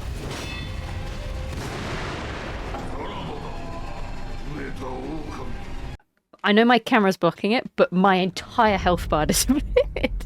What am I doing? Stop thrusting. Stop even thinking about it. Ooh. I tried using the umbrella to hide from the fireworks, and this did work for a bit, but I don't think I was really capitalizing on its strengths, so I ended up not using it. But look what I have. Take that, Dad. I also tried using flame vent. Flame vent. Okay. Flame vent. And also the mortal draw move. Check me out. That does so much damage! Holy moly! But I eventually went back to my favourite combat art of all time, which is the Ichimonji, especially the double Ichimonji. Sharp as ever, Owl does this one move where he does a two-handed chop, but if you try and approach him from the side or behind, he will actually cancel it and not leave himself vulnerable. He's very sneaky, and he can still counter your thrust attacks. I just wanted to check something. I, on the other hand, was failing my counters. As a jump enjoyer, I was really struggling to land the jump on his head, possibly because it seems that Owl sweeps and then rolls forward, where other enemies before, I could just stay stationary and jump. I would need to perfect the angle. Dad?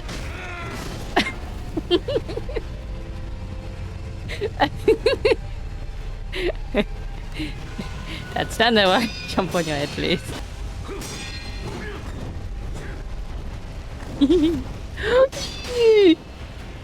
Sorry. I'm getting way too excited. Stop! Stop! Okay. I'm begging you. Talking to me. Stop doing the same damn thing every time. It gets you killed! Ah! That'll work. Do the Mikiri! I'm getting sick of you now! 2 hours. 2 hours. Just on phase 1.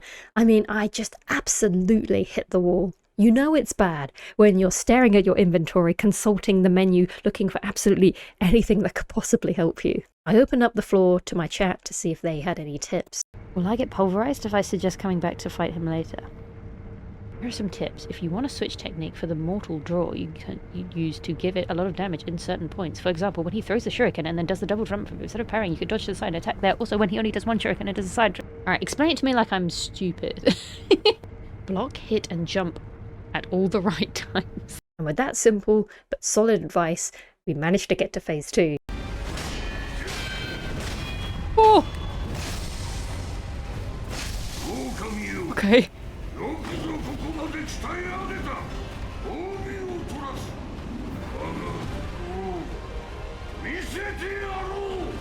What?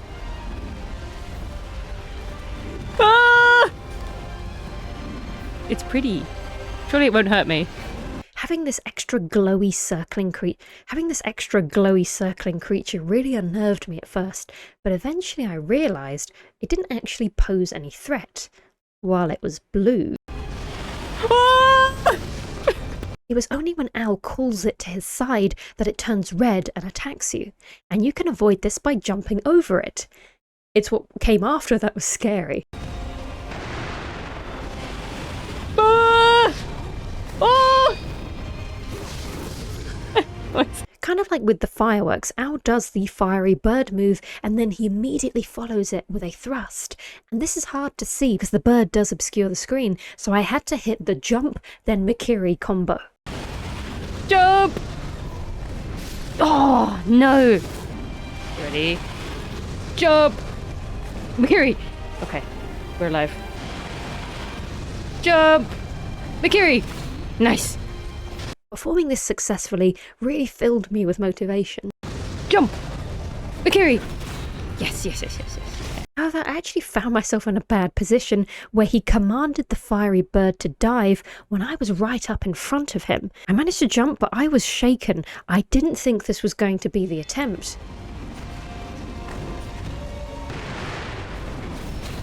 Whoa.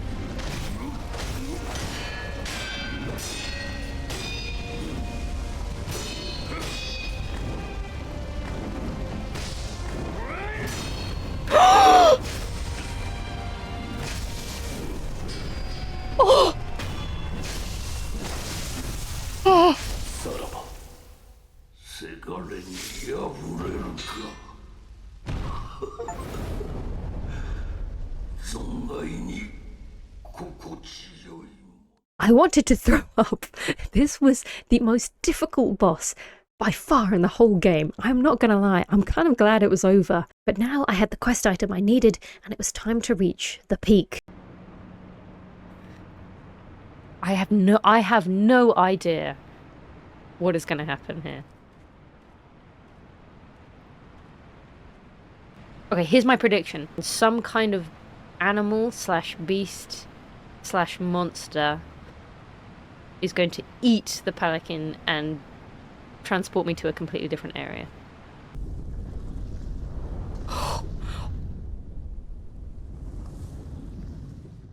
What?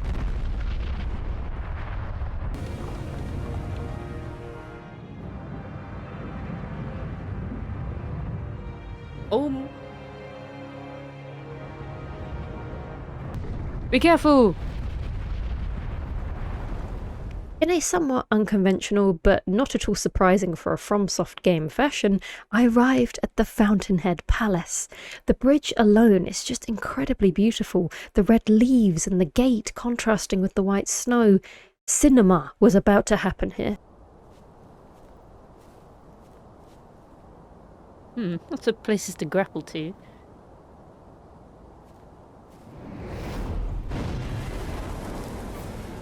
Oh? You again.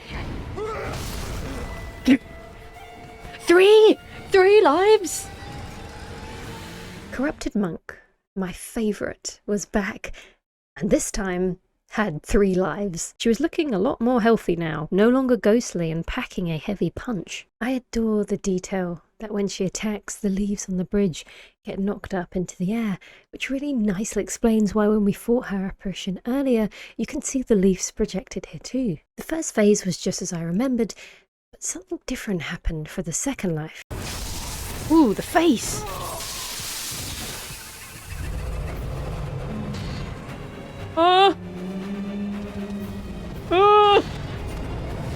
Oh my god, what is that? Multiple dark cloud forms phased in, appearing to attack and retreat into the mist.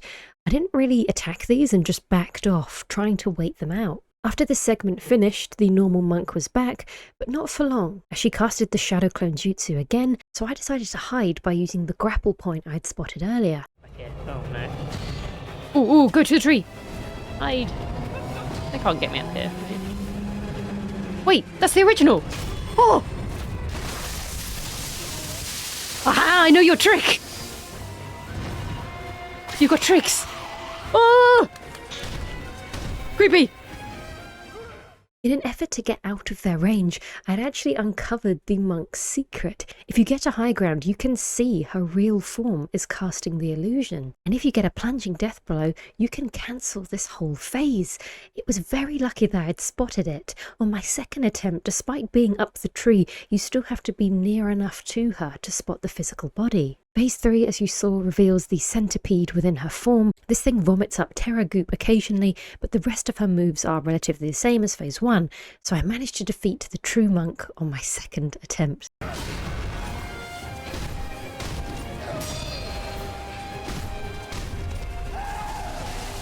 Oh my god! Oh! Yeah! Take this!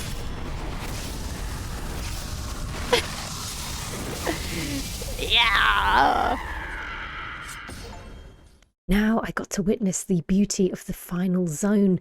Words do not really do this place justice. The Fountainhead with its waterfalls and blossoms is all explorable. But the water isn't as inviting as it might seem. All's closed. Fishes. Oh my god! What was that? Oh god. Who's shooting me? Who's doing that? Get out the water. Get out the water. Go up. Uppies! Up! Oh, never mind. You can't explore this bit until you take care of the enemy watching from the tree on the other side. There are also these Mist Noble type enemies, and this time you should really not underestimate them. If you're in their line of sight, you will get enfeebled, removing all of your resurrection charges and making you an old wolf. Surely this one will be... This one actually attacks. What are you doing? I'm sorry? Ew! Oh, good lord, I can't breathe! So I had to carefully stealth around, and if I got spotted, I thought it was wise to just immediately rush them, because Old Man Wolf isn't so good in a fight. Oh god. Oh, I see. Oh. But it's okay. I got my own back by establishing a senior fish fighting ring. Oh my god. Yes! Go!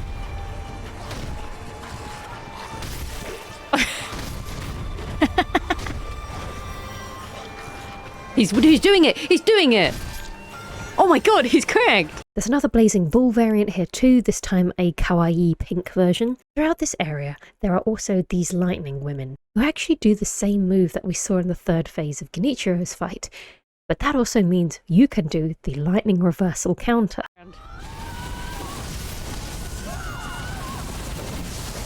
Yep. Jump. Jump against the lightning, remember? Remember your training. I don't know what I'm doing. But it's working!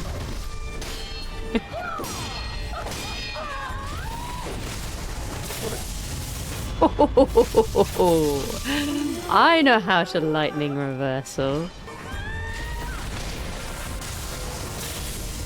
Yeah.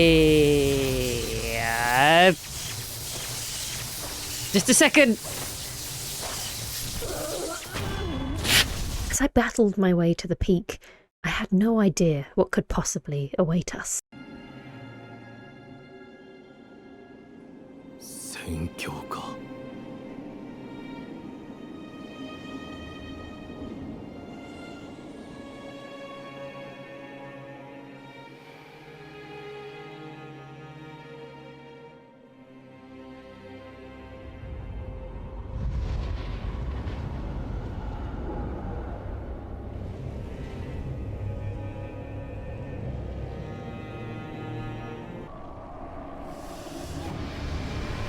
Oh,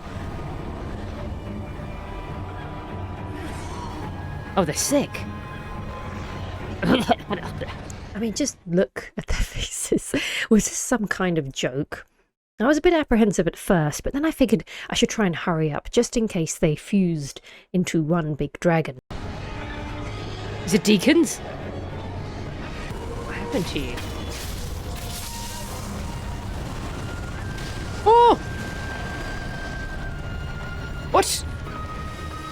Not being able to say no to a grappled node, I hopped up and just for fun decided to do a plunging attack. Yippee! Oh! Oh! Didn't expect this at all, but when you do so, you swing one of them in front of you, cleaving through all of the rest. It was a humorous touch that I relished. Yeah! Yeah! Yeah!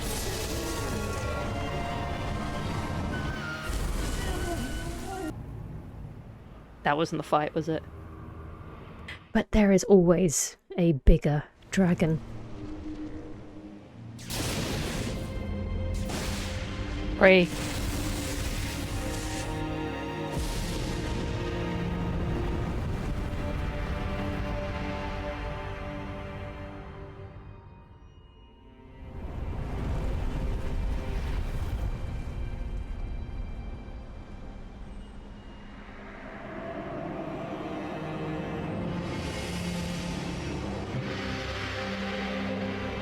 Whoa!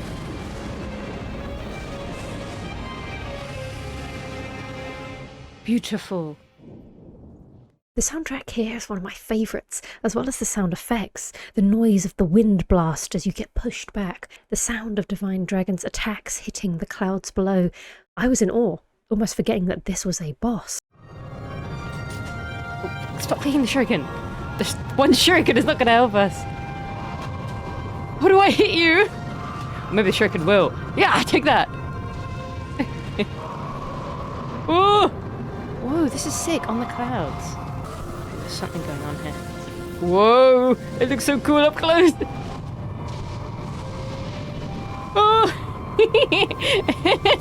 Eventually I realised I should be utilising the environment once again, and quite nicely foreshadowed by the enemies in the palace, you can use the lightning reversal on Divine Dragon, jumping up and smiting it. Yeah! Whoa! Lightning! Whoa! Stop throwing the shuriken, I'm begging you! Yeah! I wasn't locked on! Oh, please, I really hope that wasn't like a limited charge. Yeah! Oh no, the trees are gone.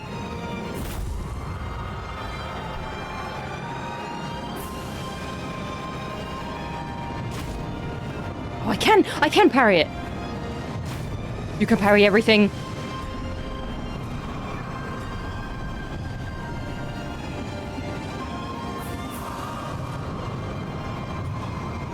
Oh my god. What's going on?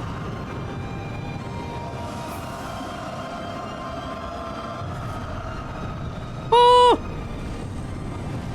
Oh!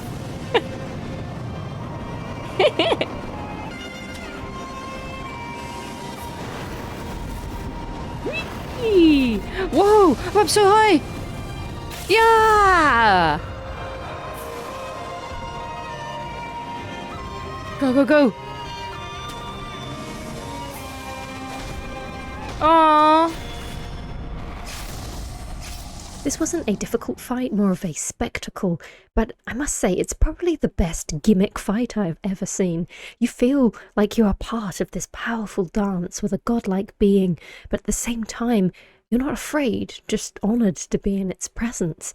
And upon collecting the dragon's tears, I had the final ingredient I needed to help Kuro.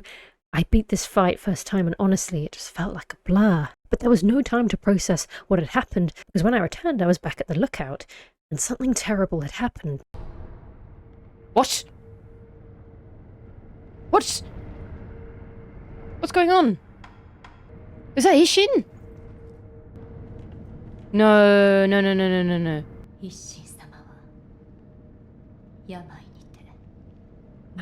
yeah. Thank God I had done a doodle of him the other day. War had broken out in Ashina, and I just love a video game war sequence. The Interior Ministry were fighting with the Ashina rebels. It was a fiery and bloody battle. War is hell. Get out of here! Wait, who's the bad guy? Put that down! Oh, that'll do it. That'll do it.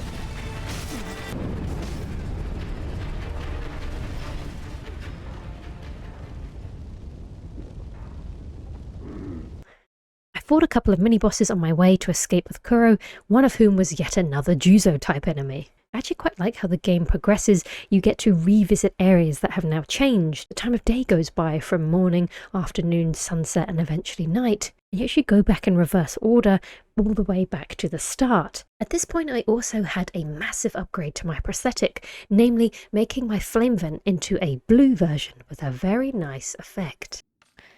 Damages even apparitions. Oh, oh, oh, oh. I'm coming for you, Headless.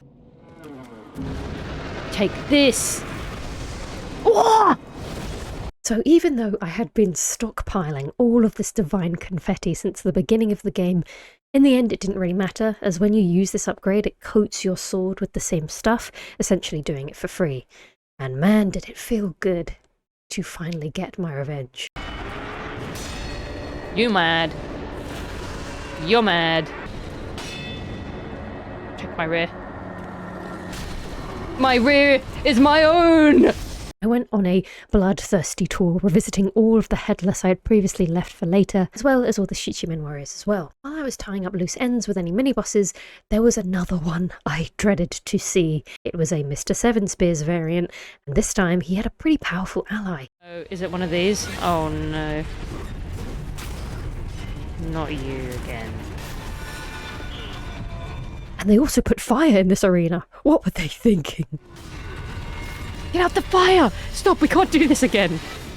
I decided that fighting both at once was just not happening, so Chad suggested that I use my whistle prosthetic to separate the two. What if I whistle at him? What if I catcall him? And then I back off?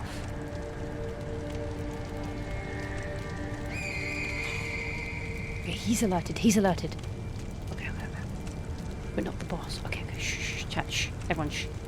Turn around. Turn around. Every now and then I get a little bit. Turn around. Yes! And you're mine! Oh my god, we're destroying him. I don't even care. It's my least favourite mini-boss. Oh, the fire. Oh, this is the worst day of my life. Get away! I returned to the first hub, which had become eerily empty.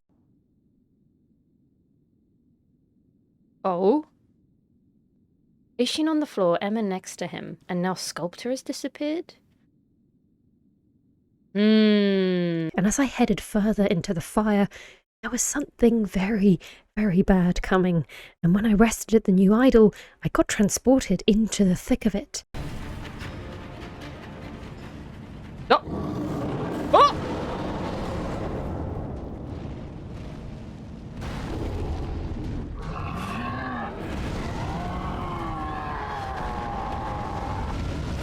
Oh my god! What? Yes, one of our first friends, and essentially the blacksmith equivalent, the sculptor, has succumbed to hatred and wrath, attacking everyone indiscriminately. It is a great, big fire beast fight. Oh, why did it have to be fire? Why did the boss have to be my weakest ailment? My fire umbrella was a very appropriate choice against Demon of Hatred to give me some shelter from the many different ways that he lobs fire at you, as well as the sheer force of his body charging back and forth and jumping on top of you. For the most part, my umbrella was keeping me pretty safe from the fire. I just had to learn how long to hold it, not releasing it too early. Come on! All over! Alright. Now what? In phase 2, he sends forth this ground plume of fire right at you, as well as a returning favourite. Oh no, balls! Instant umbrella baking balls! No. No. No, we got laser and balls. Oh no. Ah, Fume Knight. How I miss you. But yes, the umbrella was not viable against this move, immediately breaking my cover. I would need to develop a different idea. What am I supposed to do? Parry the balls. Parry the balls. Do I have to parry them? The balls. Run! Run for your life! Run! Yeah! Run away from the balls. It is Fume Knight. He lives on. Never forgotten. Now that I had a strategy, I next learned how to dodge the charge. What? Right, I've got to try jumping or something. What does the grapple do? Okay. Jump! Okay, I'm alive. Staying close to this boss at all times seemed to be working well. As is usually the case with giant bosses, hugging their feet generally allows you to get good enough damage in, while being too close for them to hit. Next up, phase 3. What you got for me now? What you got for me now? Oh god. Good golly. Oh god. That's a lot of fire. Oh, where am I? We're in the fire ring. This is sick. The hatred demon now forces you into a smaller area, a ring of fire, whipping his long arm around to do so. Oh, okay. Jump rope. Jump rope. Jump. Jump. Jump. The jump rope. This was a jumping phase, and if there's anything I'm good at in this game, it's jumping. This was a gimme. I was in my element. It's coming again. Amazing. I was giddy, almost too happy at managing to navigate Phase 3 painlessly on my first time seeing it. But I got too overconfident. I was out of healing gore charges. I would have to resort to my hoarding stockpile of consumables that I keep until the end of every playthrough and never use. I have a sticky sweet rice ball from my baby boy. And you know what? I'm taking it with me. Till the end. Of time! No! Oh, come on! Come on! Wait, hold on, never mind, I'm not that cool. Eat the ball! Eat the damn ball!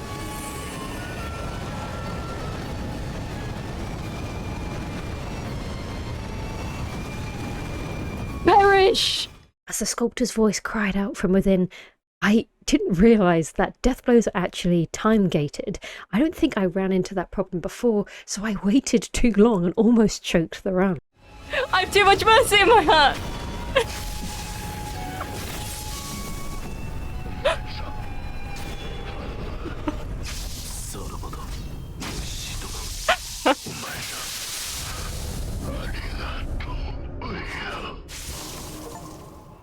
This fight finished much quicker than I was expecting, so with that momentum, I returned to that white grass field from the beginning of the game.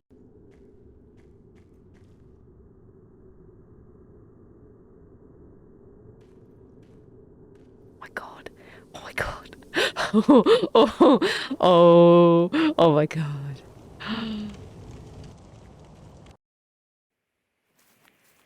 No, Kuro!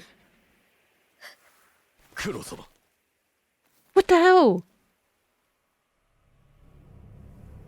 久しいな巫女の忍び How dare you?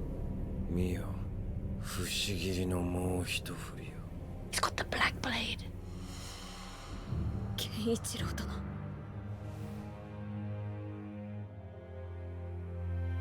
そのようなものでは決してアシナの命運は変わりませぬ。狼よ、流因など誰の手にもあるべきではないのだ。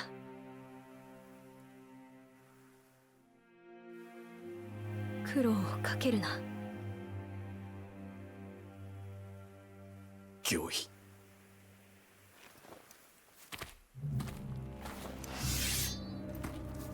参る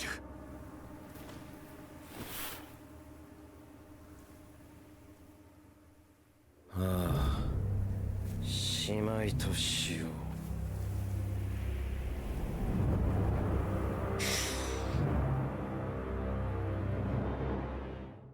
I was pretty familiar with Genichiro's fighting style, but he did have a new move that did catch me out a couple of times until I realised that dodging behind him would probably work best.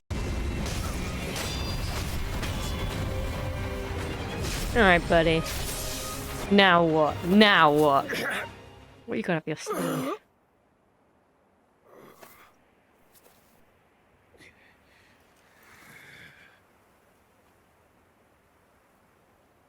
Ore 結局何もできなかっただが流因がこの国を生かすこれでアシナの世は明ける In a direction that I did not see coming, Genichiro uses the mortal blade on himself, a life for a life, to resurrect someone of his choice.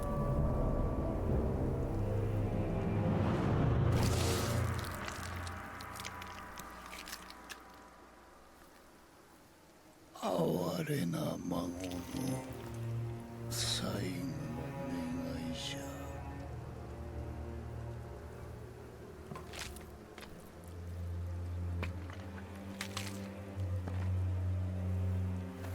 ゃ。わしはこのアシナをよみがえらせねばならぬ。故に赤炉。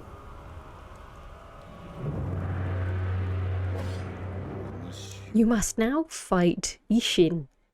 But not kicking back, having a few drinks, Isshin. The Sword Saint Isshin. Pause! Pause! What? No! No! No, no, no, no, no, no, no, no, this isn't happening. This isn't happening. This isn't happening.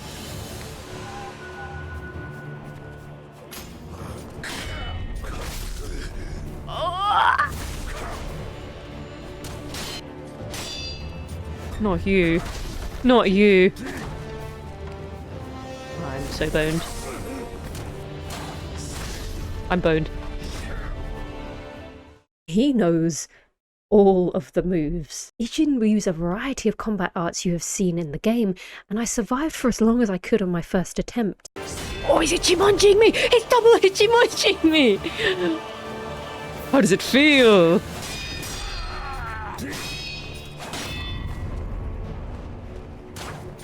It is an honor, sir. Stop! Stop! He made the move! It won't work on him. Wow, he's so slick. Kind of mind blown by this reveal. My second attempt, I tried to gather as much intel as I possibly could. If I blocked his Ichimonji, then he would follow up with this huge wind shockwave. He has an answer for everything. I'm scared. That's a thrust. Just go on instinct. It's all instinct. Ooh, and then he does a charge up thing. Okay, that's so sick. Okay. Alright. Found that narrating his moves out loud really worked well for me. It helped me stay calm and keep my mind focused on what I should do to counter it. First, I can see his arm position. I see his arm position! Alright, one down.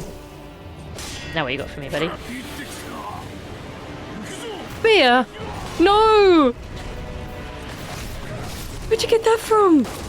Gun! Phase 2 Isshin swaps his sword for a spear in one hand and a pistol in the other. I once again tried to get as much out of Phase 2 as I could, and then as I began my third attempt, I had a very obvious realization. God.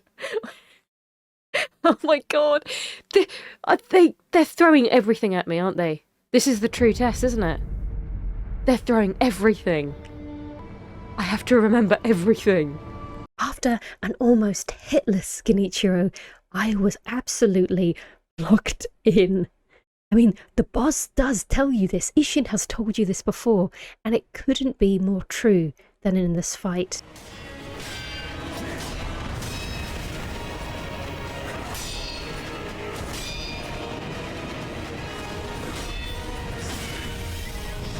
There we go. Spears. You know you gotta carry them. Gun!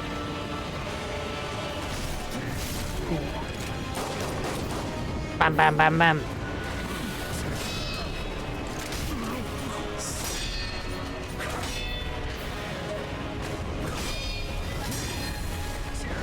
Come on now.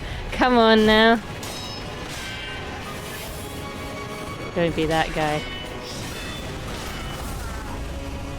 I don't know where to stand! Just block it. Just block it.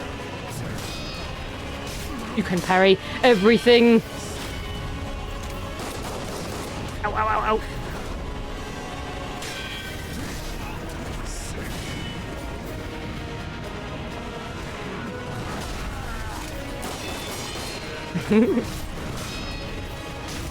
Okay, alrighty. Now what? My third attempt, the third phase. Lightning. Okay, alright. That's fine. Okay. That's right, Isshin himself will fire lightning at you, prompting you to use the lightning reversal. And finally, by the end of the game, I had mastered this. Jump! Do the thing, do the thing, do the thing, do the thing. We know this, we know this, we know how to do this. In fact, when I saw that Perilous attack symbol, a neuron fired in my brain. You want the enemy to do these attacks. You shouldn't be scared of them. It usually means big rewards for you if you can counter it. I love it! I love it! I love it! Again!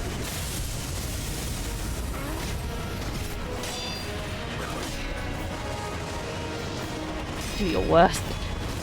This was very lucky. Isshin did 2 lightning attacks back to back, with the first not long ago, giving me the perfect window to punish him. It was over. I was hit with this wave of euphoria, but then shock. I hadn't expected to defeat him so quickly on my 3rd attempt. Granted, there was good RNG there, but I finally felt in tune with my body and brain, having felt my fingers hit the buttons instinctively. This kind of coordination and harmony isn't something I often experience. I overanalyze, I plan, I think before I act. I hesitate, yet somehow I had learned to trust myself, to remember and go with the flow of the game. And yes, it wasn't perfect. I'm no expert, I'm no speedrunner, but I beat the game nonetheless.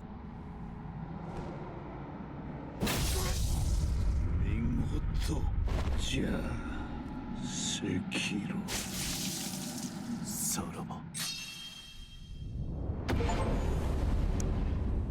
With that, it was time for the ending. Now, as I said, because of my actions and character quests I had done throughout the playthrough, I actually had the choice of 3 endings, which was way more than I was expecting. Like I said, I'm sorry I haven't had time to go over more of the character stuff, but let's face it, I'm going to do some follow-up Sekiro lore videos. Come on now, come on. But I was leaning more towards the 3rd option, on account of all the work I had put in to achieve it. Those poor children went through so much. I think I'm going to do 3, just because I did a lot of effort to put into it. I forced her to eat snake innards. And she had icicles coming from her eyes. And she got really sick. And I'm going to be like, thanks. No thanks. God, that was just the right thing to do. おそばにおります。 I believe.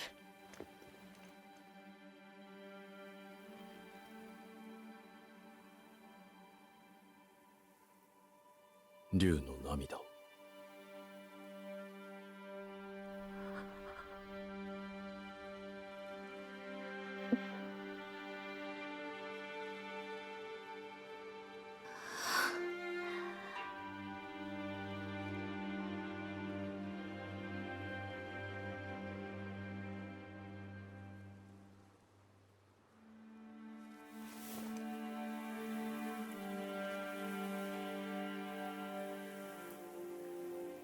参りましょう。我が巫女。 This is the return ending, where the dragon heritage can be returned to its place of origin and prevent the same issues of immortality from falling into the wrong hands again. Ah! They get to meet. クロー殿、今はどうか安らかに私の心に留まってください。 The cradle. “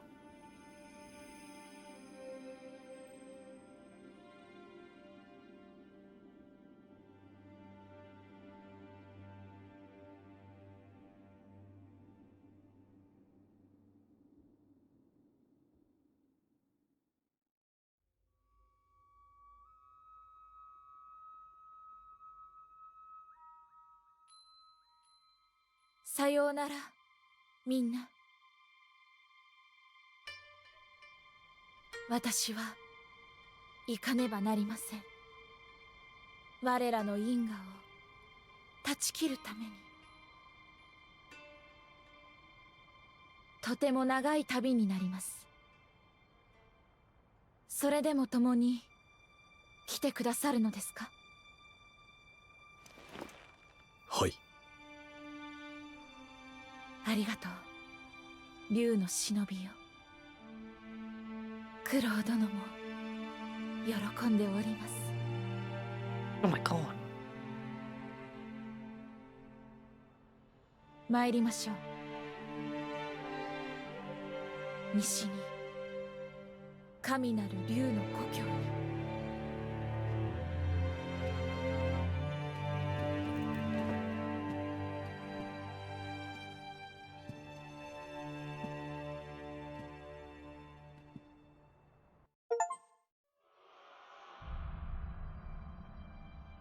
And do you know what I did when I finished the game? I immediately loaded up playthrough 2. Before we get into that, I want to let other Chalice share some of her final thoughts about the game and going forward. I can safely say, though, that this is one of the best games I have ever played in my whole life. It just, the feel, the flow, the way it just connects. It feels clean, it feels satisfying, it feels fast in a good way. I feel like playing this game, like a lot of my fundamentals were like solidified in terms of like reflexes, like reaction time, a little bit of like multitasking. I think wherever I go from here, in terms of like playing games, I feel like I stand in very good stead. You know, I feel like this game taught me a lot and improved me a lot, which is nice. I feel like as a series, what intentionally started as I happen to be playing Dark Souls 2, and here is my low level of which I'm starting.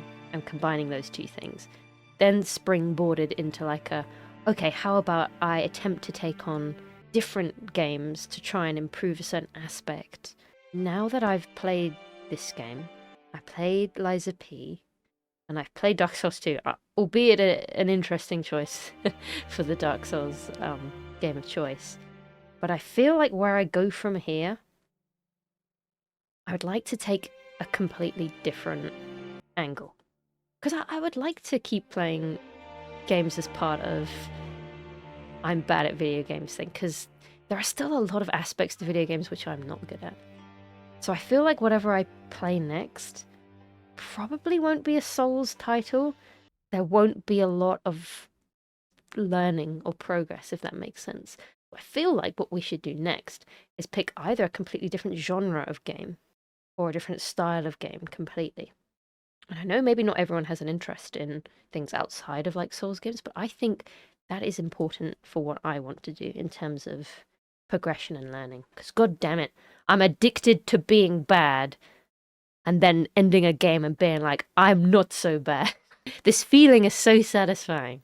But for the purposes of the series, I'd like to keep it going as long as I can, until I can say without a doubt, I am no longer bad at video games at all. Maybe that's wishful thinking, but I do genuinely believe that this game helped me improve. A lot of games that I played after finishing Sekiro made me feel more confident. I observed enemies more carefully, reacted quicker, and even started opting for parrying playstyles more than I would have before. Granted, I did have experience with Lies of P, but I feel like this has sat with me a lot more deeply. I don't want people to assume that I'm overreacting, like this is some crazy exceptional feat, completing a video game, but it does give me hope that with time, patience and discipline, you can teach yourself to improve. Not to be perfect. I mean, nothing I will ever do will be perfect, but I'd like to face some of my insecurities and the aspects I struggle with. I mean, here are some of them. So for the next game in this format, I'm bad at video games, I would like to incorporate one or more of these elements to see if I can improve in those areas. If you have any suggestions for games that feature these elements prominently and that you'd enjoy watching a video in this style, please leave them in the comments below. That doesn't mean I won't make videos on Souls games or similar titles, you know I will.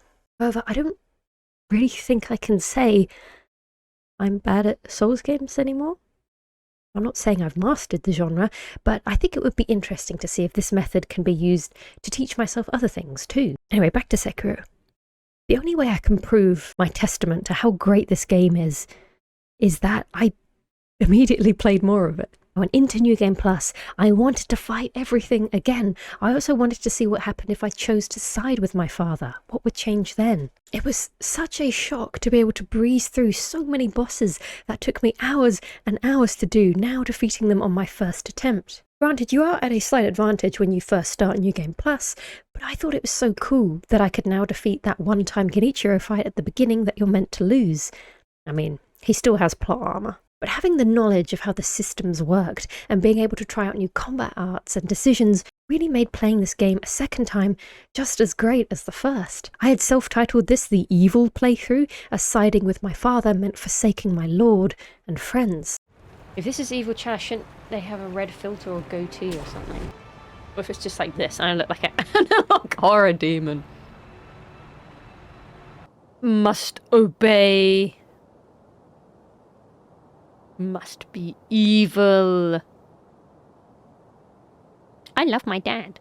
Alright, we're gonna do it. 御意。父の言葉に従い巫女を捨てる。それで良いのだな。 Oh, you get a second chance. Oh, that's interesting. Oh, that's cool. Just in case you were too busy button mashing. 起きては絶対主よ。巫女を捨てまする。 Oh my god. それでこそわしのせがれよ。これで我が波動もこれはこれは物騒なお客人じゃ。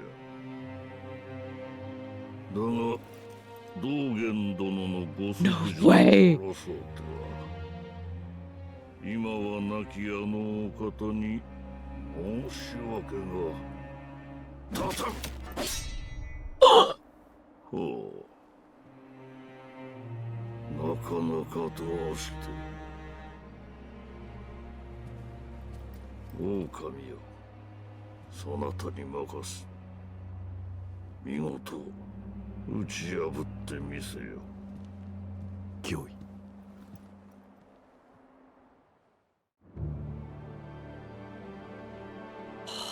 私はかつて修羅を見ました。あなたの中に同じものがいる。それを切らねばなりません。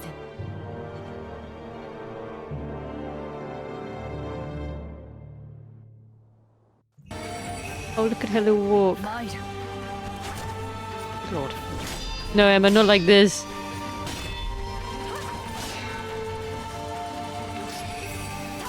Oh my god, she's insane.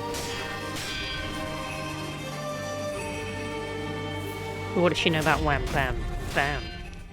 Fighting Emma was genuinely heartbreaking, and she did put up a good fight. It just felt so wrong to slaughter your level up lady, setting you on a path of no return. Oh, not like this, Emma. Not with the bam bam bam. Oh.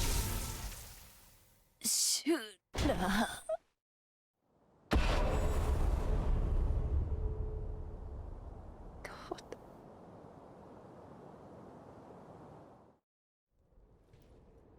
Oh God.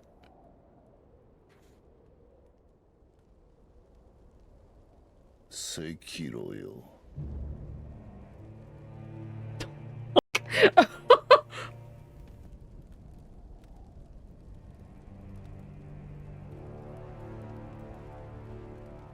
お主、愛想はまるでないが。Oh God. 不思議と憎めぬやつじゃった。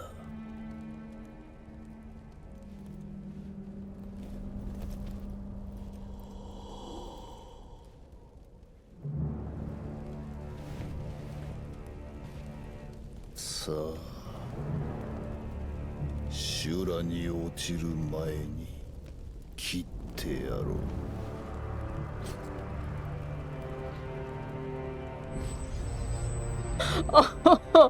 Oh my god.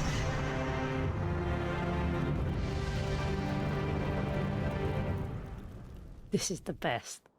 Isshin regrettably cannot forgive you, turning his blade on you willfully this time, and I will not say no to an Isshin fight. This one definitely took me more attempts than Sword Saint, and what's worse, you have to fight through Emma every time.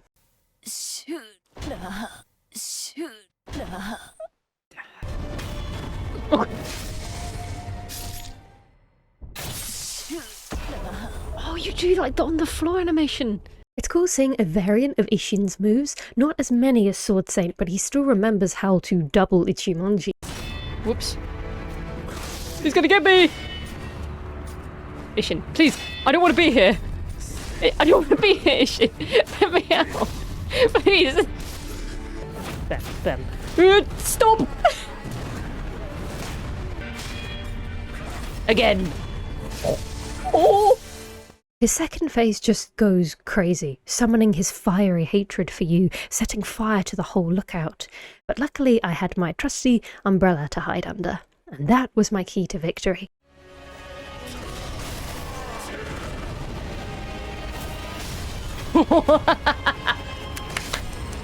Yes!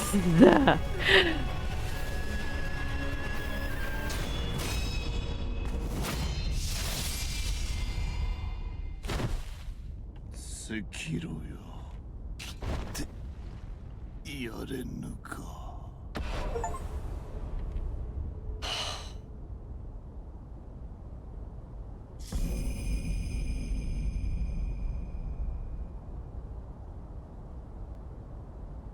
I have just completed all the bosses in Sekiro. Now I had zero idea how extensive this evil route was, but as my father celebrated our victory, something dark emerged from behind him.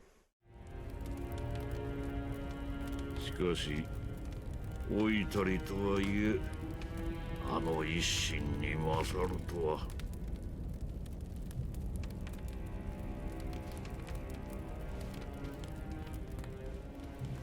さすがはわしのせがれじゃの。これで全て我が手の中よ。アシナもナイフどももこの国元食ろうてくれるわ。我薄い本在。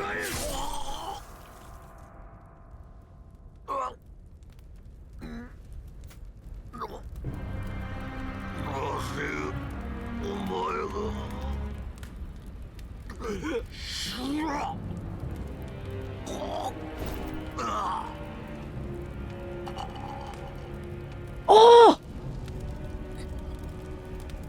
Oh my god, what's going on?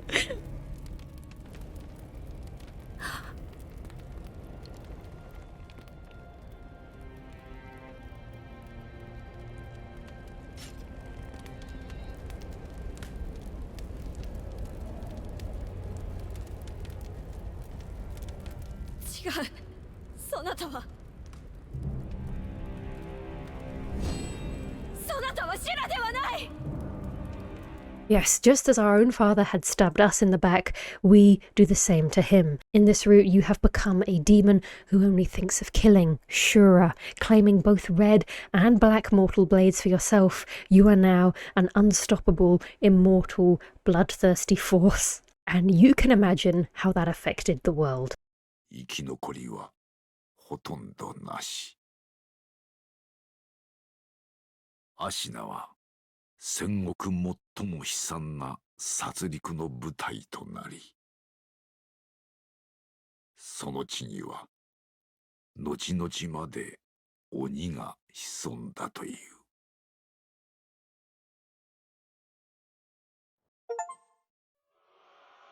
Oh my god, it just ends there! Oh my god! I can't believe it! The game just ends! Albeit incredibly ruthless and cool, that is the end of the game if you should choose that route. It's very abrupt, and I can't imagine what it would be like if you chose that for your first playthrough. And the final thing I decided to check out was the Gauntlet of Strength, which is quite a fun mode where you fight back-to-back bosses with a final surprise at the end. Without much trouble defeating Gyoubu and Lady Butterfly, what could possibly await me next? It's not going to be a new boss. It's just going to be... Or is it? Oh my god, no! Oh no! It's not just Genichiro, it's inner Genichiro. What does that mean? There are inner boss variants. They have slightly different and harder movesets from their normal counterparts, and this took me by surprise that I failed the gauntlet. But luckily, this game also lets you fight individual bosses as much as you want for practice. I decided to learn inner Genichiro's moveset first. Eventually, I managed to defeat him, but this is the gauntlet? It does not count, girl. I could try. I mean, okay, chat, fair enough. this didn't count. This was reflection mode. Alright, come on. While it's still fresh, let's do the gauntlet. Okay! Okay! 0 reversals!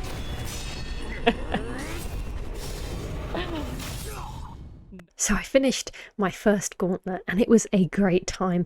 I've never really done a game mode like this before, but because playing Sekiro just feels so cool and satisfying, it was totally worth the effort. Now I can't wait to do my third playthrough of the game. I want to see the other endings. I want to see the other inner fights. I cannot express how much I enjoyed this game, and I hope if any of you want to play this for the first time or pick it back up, I hope you do. Because it's just been a blast for me, and I can definitely see why people love this game, as I do too now.